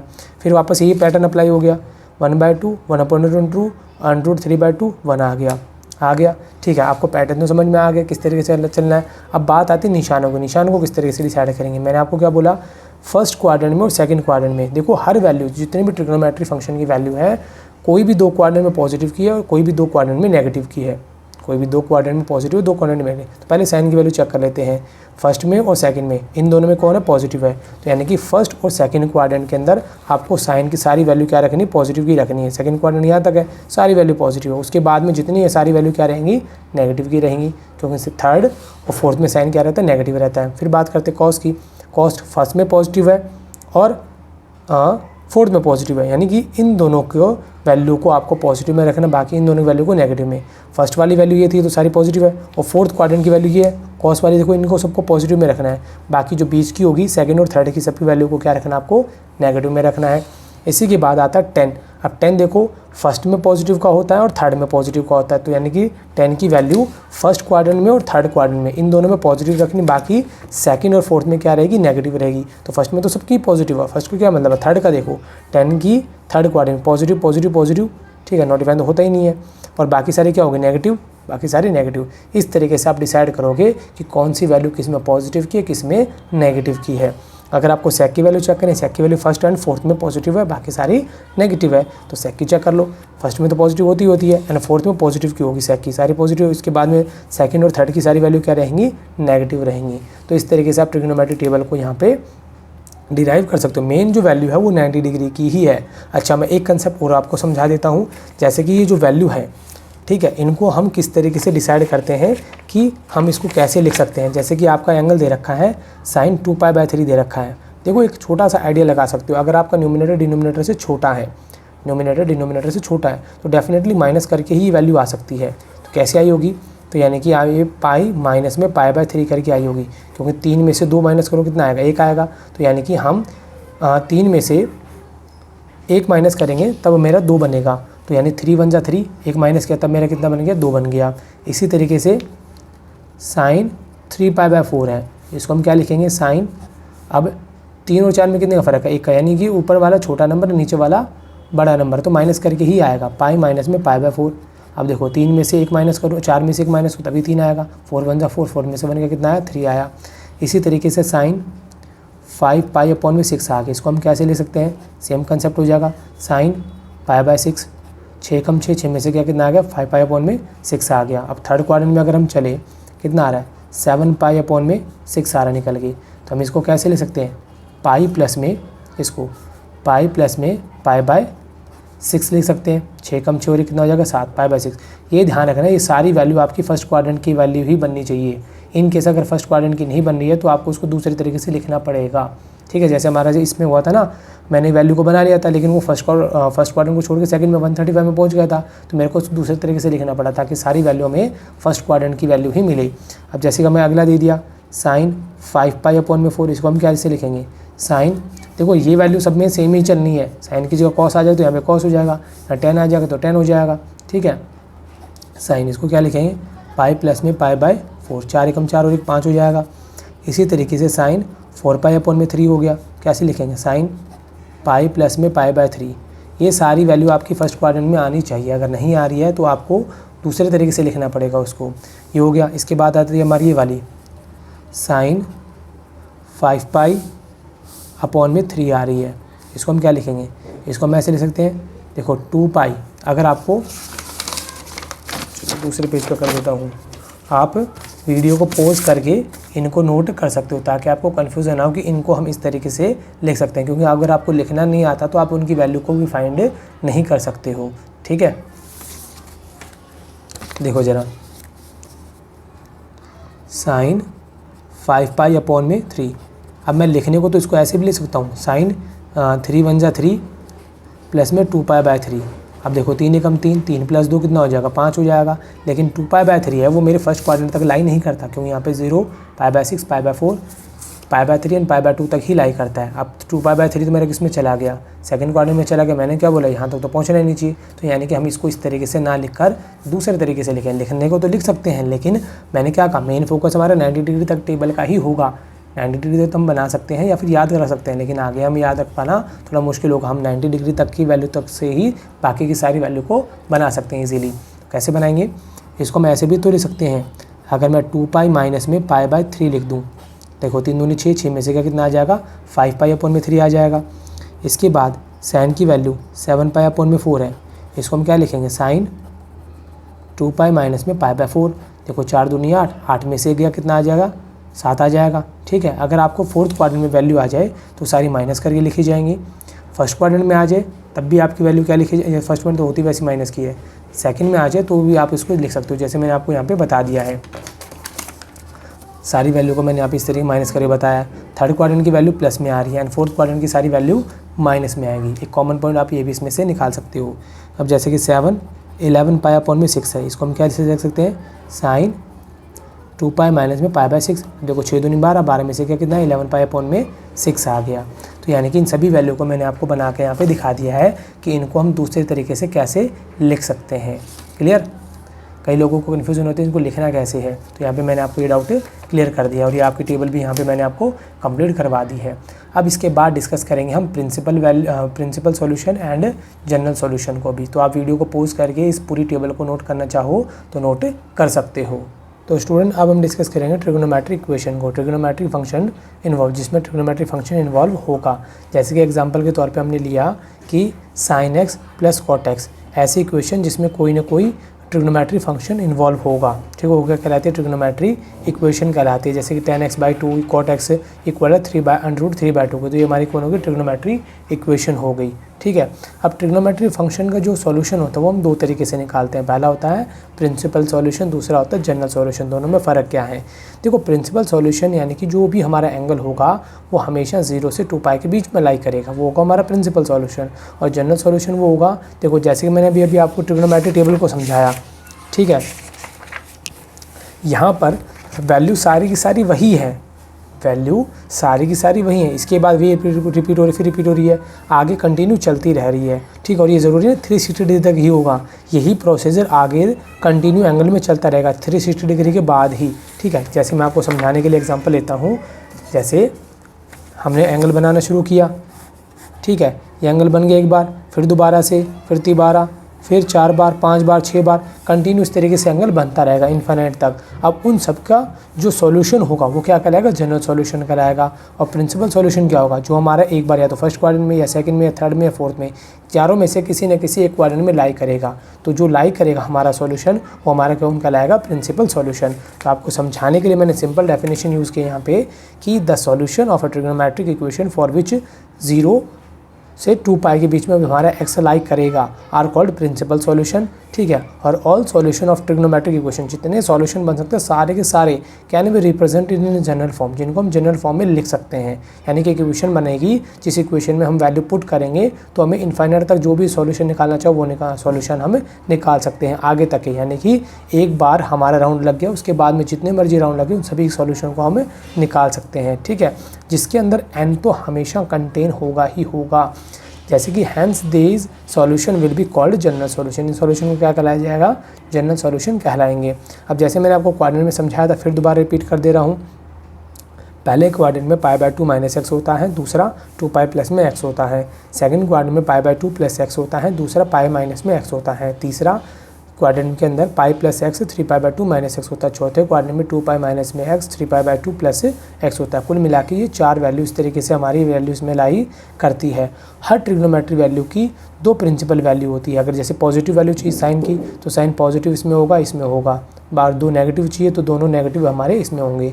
इसी तरीके से 10 हमारा पॉजिटिव फर्स्ट क्वाड्रेंट में होगा और थर्ड क्वाड्रेंट में होगा। बाकी अगर नेगेटिव चाहिए तो 10 हमारे सेकंड में होगा और हमारा फोर्थ क्वाड्रेंट में होगा। इसी तरीके से हर कोई भी ट्रिग्नोमेट्री फंक्शन की 2 प्रिंसिपल वैल्यू होंगी। पॉजिटिव है तो वो भी 2 होंगी, नेगेटिव है तो वो भी हमारी कितनी होंगी, 2 होंगी। क्लियर, जैसे कि हमने दे दिया कि साइन x 1/√2, तो साइन π/4 पे चेक करोगे तब भी आपको ये आंसर मिलेगा। साइन 3π/4 पे करोगे चेक तब भी आपको ये आंसर मिलेगा। साइन 9π/4 पे चेक करोगे तब भी आपको यही आंसर मिलेगा। ठीक है, तो यानी कि इनकी बहुत सारी वैल्यू निकाली जा सकती है, बहुत सारी। अब इन सॉल्यूशन को हम किस तरीके से निकालेंगे, वो निकालेंगे जनरल सॉल्यूशन के थ्रू।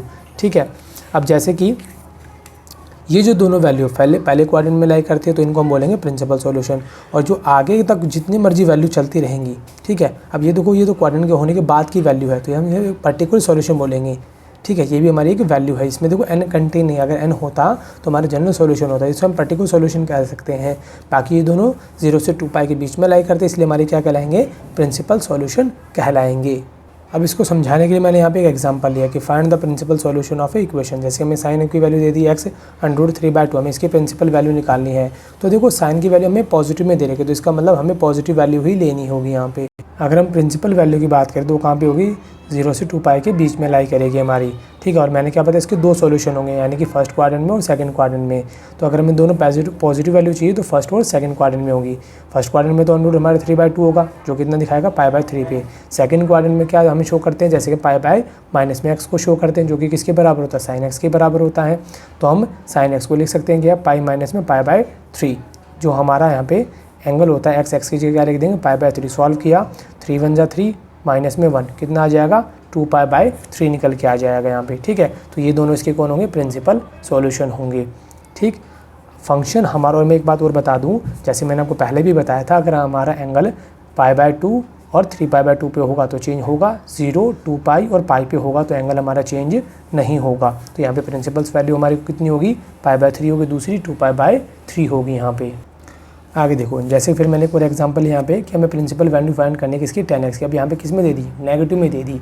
अगर नेगेटिव में दे दी तो हम इसको नेगेटिव क्वाड्रेंट में ही देखेंगे। तो 10 की वैल्यू फर्स्ट में और थर्ड में पॉजिटिव होती है, तो बाकी बचे 2 क्वाड्रेंट में नेगेटिव होगी, यानी कि पाई माइनस एक्स, या तो 2 पाई माइनस एक्स लिखेंगे फोर्थ क्वाड्रेंट की वैल्यू को, या माइनस में एक्स लिखेंगे। मैंने आपको क्वाड्रेंट का रूल जब सिखाया था तब आपको बता दिया था कि इसकी वैल्यू को हम 3 तरीके से ले सकते हैं और इसकी वैल्यू को 2 तरीके से। तो हमें कौन सी वैल्यू चाहिए, पाई माइनस में एक्स वाली वैल्यू चाहिए। तो 10x हमें कितना दे रखा, माइनस का 1/√3 दे रखा है। अगर सेकंड क्वाड्रेंट में लाई करिए तो हमारा कौन होता है, पाई माइनस में एक्स होगा, और एक्स की जगह में कितना दे रखा है, पाई/6 दे रखा है। तो मैंने पाई/6 को लेके सॉल्व करा, तो 6 कम 6 माइनस 1 किया तो कितना आ गया, 5 पाई/6 आ गया। ठीक है, कितना आ गया, 5 पाई/6। यहाँ इस वैल्यू पर 10 हमारा कौन देगा, नेगेटिव वैल्यू देगा 1/√3। अगर इसकी दूसरी वैल्यू चाहिए हमें, वो कौन से क्वाड्रेंट में आएगी, फोर्थ क्वाड्रेंट में आएगी। तो इसको हम क्या ले सकते हैं, माइनस का 1/√3 दे रखा है। इस क्वाड्रेंट की जो वैल्यू आती है, मैंने आपको यहाँ पे भी करके दिखाया था थोड़ी देर पहले। देखो फोर्थ क्वाड्रेंट की जितनी भी वैल्यू है, इसको मैंने कैसे लिख के दिखाया था, 2 पाई माइनस में थीटा, 2 पाई माइनस में एक्स, 2 पाई माइनस, इस तरीके से 2 पाई माइनस में एक्स करके लिख के दिखाया था आपको यहाँ पे। तो देखो जरा यहाँ पे 2 पाई एक्स कितना हमारा पाई/6 है, यानी कि 1/√3 किस पे होता है, पाई/6 पे होता है। इसको हम सॉल्व करेंगे, 10 से 10 तो कैंसिल हो जाएगा, 6 दूनी 12 माइनस में 1, 12 में से 1 कितना, 11 पाई/6 आ जाएगा। और इसको अगर हम क्लॉकवाइज देखें तो 10x को हम क्या ले सकते हैं, 10 माइनस में जो हमारा एंगल होगा वो भी हम लिख सकते हैं इस तरीके से। ठीक है, 10x बराबर होगा 10 इनवर्स में, सॉरी माइनस में x भी हम इसको लिख सकते हैं। तो 10x जो हमारा एंगल कितना था, पाई/6 था, तो हम इसको माइनस में पाई/6 भी ले सकते हैं। अब 10 से 10 कैंसिल हो गया, x बराबर कितना है, माइनस का पाई/6 आया। जबकि मैंने क्या कहा, यहाँ पे इनकी जो प्रिंसिपल वैल्यू वो 0 से 2 पाई के बीच में ही लाई करेगी, नेगेटिव वैल्यू लाई नहीं करेगी। तो इस वजह से हम इसको इस तरीके से सॉल्व नहीं कर सकते। तो इसकी जो प्रिंसिपल वैल्यू होंगी वो कौन कौन सी होंगी, 5 पाई/6 और 11 पाई/6 होंगी, इसकी दोनों प्रिंसिपल वैल्यू। अब इनकी देखो हम जनरल सॉल्यूशन की कुछ ट्रिग्नोमेट्रिक इक्वेशन समझ लेते हैं। ठीक है, for real number x and y, जो एक्स और वाई दोनों हमारे कौन होंगे, रियल नंबर होंगे। अगर साइन एक्स बराबर साइन वाई की होता है तो इसकी जो जनरल सॉल्यूशन होता है वो क्या होगा, n पाई प्लस माइनस में 1 ऊपर पावर n वाई, जहाँ पर n हमारा किसी बिलोंग करेगा इंटीजर को। ठीक है, यहाँ पर हम n की जगह -1 -2 या 1 2 3 भी वैल्यू को रख सकते हैं। ठीक है, अगर साइन एक्स हमारा बराबर होगा साइन वाई के, तब हमारी इक्वेशन ये होगी। अगर कॉस एक्स बराबर होगा कॉस वाई के, जैसे हम पीछे निकाले थे ना उनकी प्रिंसिपल वैल्यू निकालने का तरीका, तो यहाँ पर हम उसकी जनरल टर्म निकाल रहे हैं। ठीक है, यहाँ पे हमें जनरल सॉल्यूशन मिलेगा। तो हमारे जो एक्स होगा वो इक्वल होगा, यानी कि जो वाई होगा, यही वाई हमें यहाँ पे रखना होगा, 2n पाई प्लस माइनस में वाई, जहाँ पर n किसी बिलोंग करेगा इंटीजर को। क्लियर, वहीं पर 10x बराबर होगा 10y के। अगर इस तरीके से सिचुएशन होती है तो हमारा एंगल x बराबर होगा n पाई प्लस में पाई के, जहाँ पर for each and every belong to z, यानी z यानी कि इंटीजर को बिलोंग करेगा। और एक बात और ध्यान रखना, 10 के केस में हम x और y को 2n + 1 पाई/2 नहीं लिख सकते। क्यों नहीं ले सकते, क्योंकि जो 10x का फॉर्मूला होता है वो क्या होता है, साइन x अपॉन में कॉस x होता है। और अगर इसके डिनोमिनेटर में अगर 0 आ जाता है तो 10x को हम डिफाइन नहीं कर सकते, वो हमारा बन जाता है नॉट डिफाइंड। और cos 0 होने की जो कंडीशन है वो कितनी है, 2n + में 1 पाई/2 होती है। तो यानी कि cos 0 होने की जो कंडीशन है वो हम यहाँ पर नहीं लगा सकते। अगर लगा देते हैं तो 10x हमारा नॉट डिफाइन होगा। इसीलिए यहाँ पर पहले ही मेंशन कर दिया जाता है कि x और y को ये वैल्यू को डिफाइन नहीं कर सकते हम। ठीक है, अगर साइन हमारा 0 होता है, साइन हमारा 0 होता है तो देखो साइन 0 होगा तो ये वाला पार्ट हमारा हट जाएगा, सीधा कितना बचेगा, n पाई बचेगा, जहाँ पे n हमारा कोई इंटीजर होगा। वहीं पर अगर कोस हमारा 0 होगा, कितना होगा, 0 होगा, तब हमारी इक्वेशन क्या होगी, 2n + में 1 पाई/2 होगी, जहाँ पे n किसी इंटीजर को बिलोंग करेगा। अगर tan 0 होगा तो हमारा क्या होगा, x = n पाई होगा, जहाँ पर n हमारा बिलोंग करेगा किसी इंटीजर नंबर को। ये हमारे इसके जनरल सॉल्यूशन हो गए। अगर ये स्क्वायर टर्म में है, यानी sin स्क्वायर एक्स बराबर है cos स्क्वायर एक्स के, cos स्क्वायर एक्स बराबर है sin स्क्वायर एक्स बराबर है sin स्क्वायर एक्स के, cos स्क्वायर एक्स बराबर cos स्क्वायर एक्स के, tan स्क्वायर एक्स बराबर है tan स्क्वायर एक्स के, तो इन तीनों सिचुएशन में x हमारा क्या रहेगा, n पाई प्लस माइनस में y रहेगा। ये हमारी इसकी क्या है, जनरल सॉल्यूशन है। अब 11th क्लास में आप सिर्फ इनकी इक्वेशन को समझ लीजिए। अब ये डिराइव किस तरीके से अगर इसको समझाने लगे तो वीडियो काफ़ी ज़्यादा बड़ी हो जाएगी। ठीक है, इसको हम आगे की दूसरी वीडियो में डिस्कस करेंगे। अब इसके कुछ एग्जांपल और हम समझ लेते हैं, जैसे कि find the solution of sin x = minus में √3/2 है। तो जैसे कि मैंने आपको बताया ये नेगेटिव वैल्यू है। अब नेगेटिव वैल्यू किस में लाई करेगी, साइन इसमें लाई करेगी और इसमें लाई करेगी। ठीक है, दोनों नेगेटिव वैल्यू हमारे थर्ड क्वाड्रेंट में और फोर्थ क्वाड्रेंट में लाई करेगी। तो मैंने यहाँ रख दिया, हमें मालूम है √3/2 कितना होता है, पाई/3 होता है। तो मैंने यहाँ पे अब थर्ड क्वाड्रेंट में हम इसको क्या लिखेंगे, पाई प्लस में x लिखते हैं और x की जगह हम क्या लिखेंगे, पाई/3 लिखेंगे। साइन से साइन हमारा कैंसिल आउट हो गया।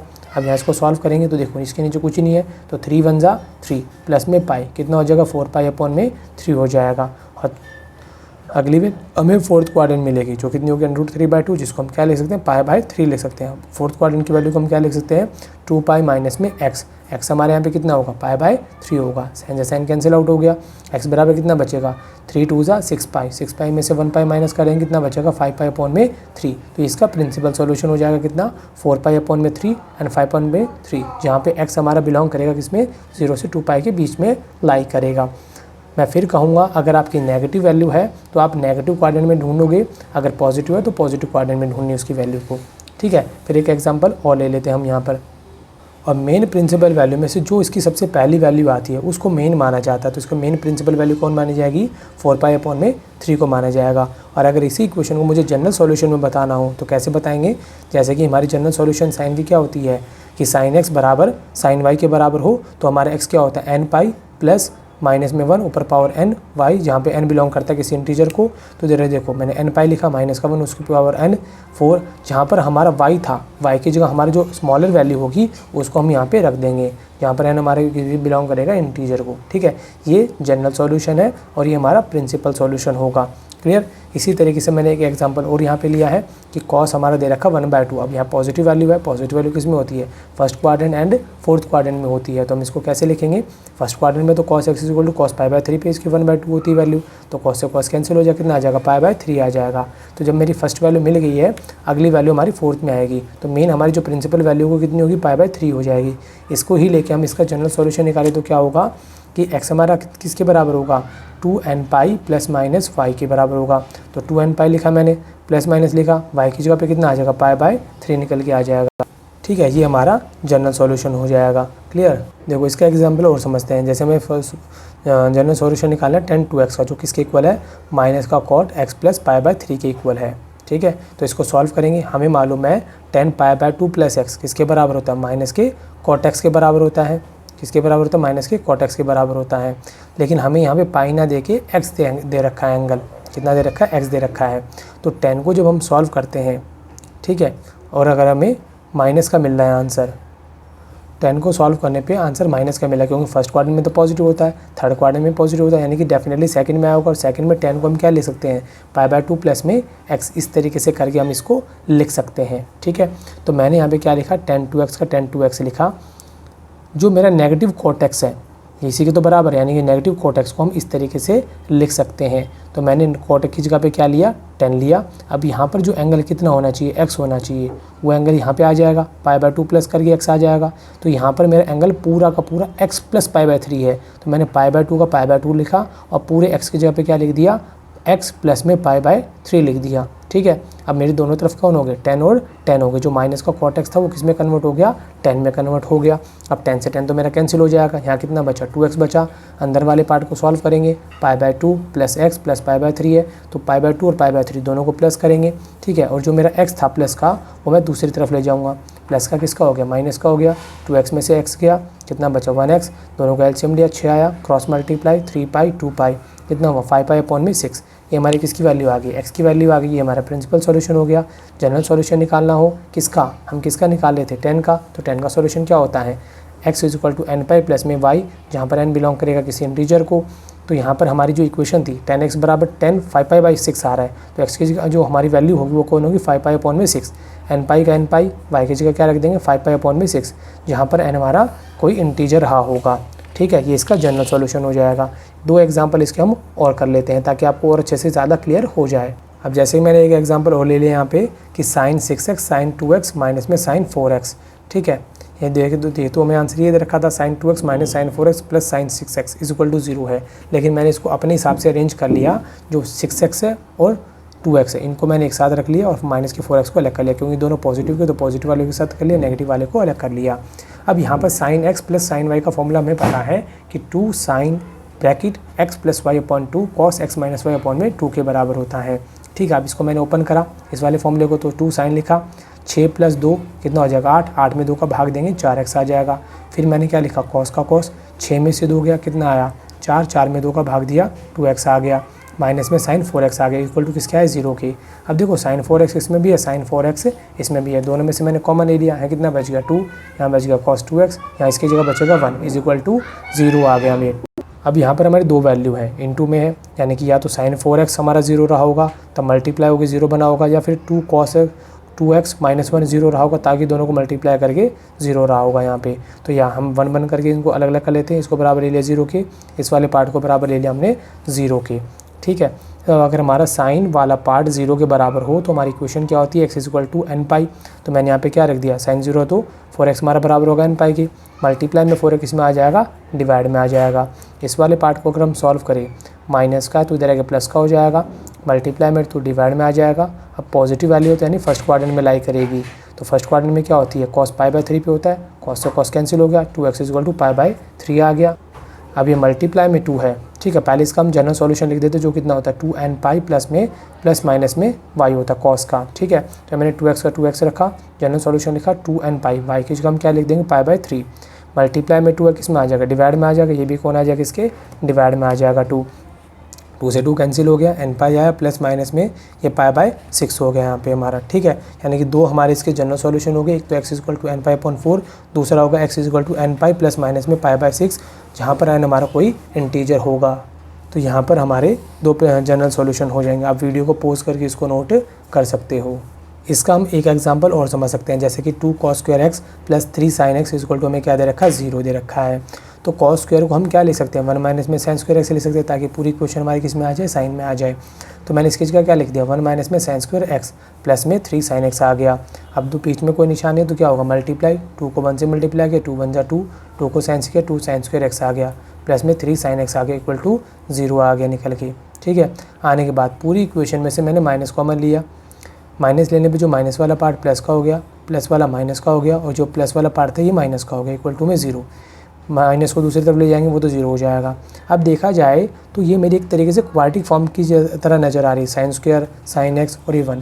तो मैंने मान लिया साइन एक्स को बराबर मान लिया y के, तो 2 का 2 आ गया, साइन स्क्वायर की जगह वाई स्क्वायर कर दिया, साइन की जगह y कर दिया, माइनस का 2 इक्वल टू 0। ये बन गई एक तरीके से हमारी क्वाड्रेटिक इक्वेशन।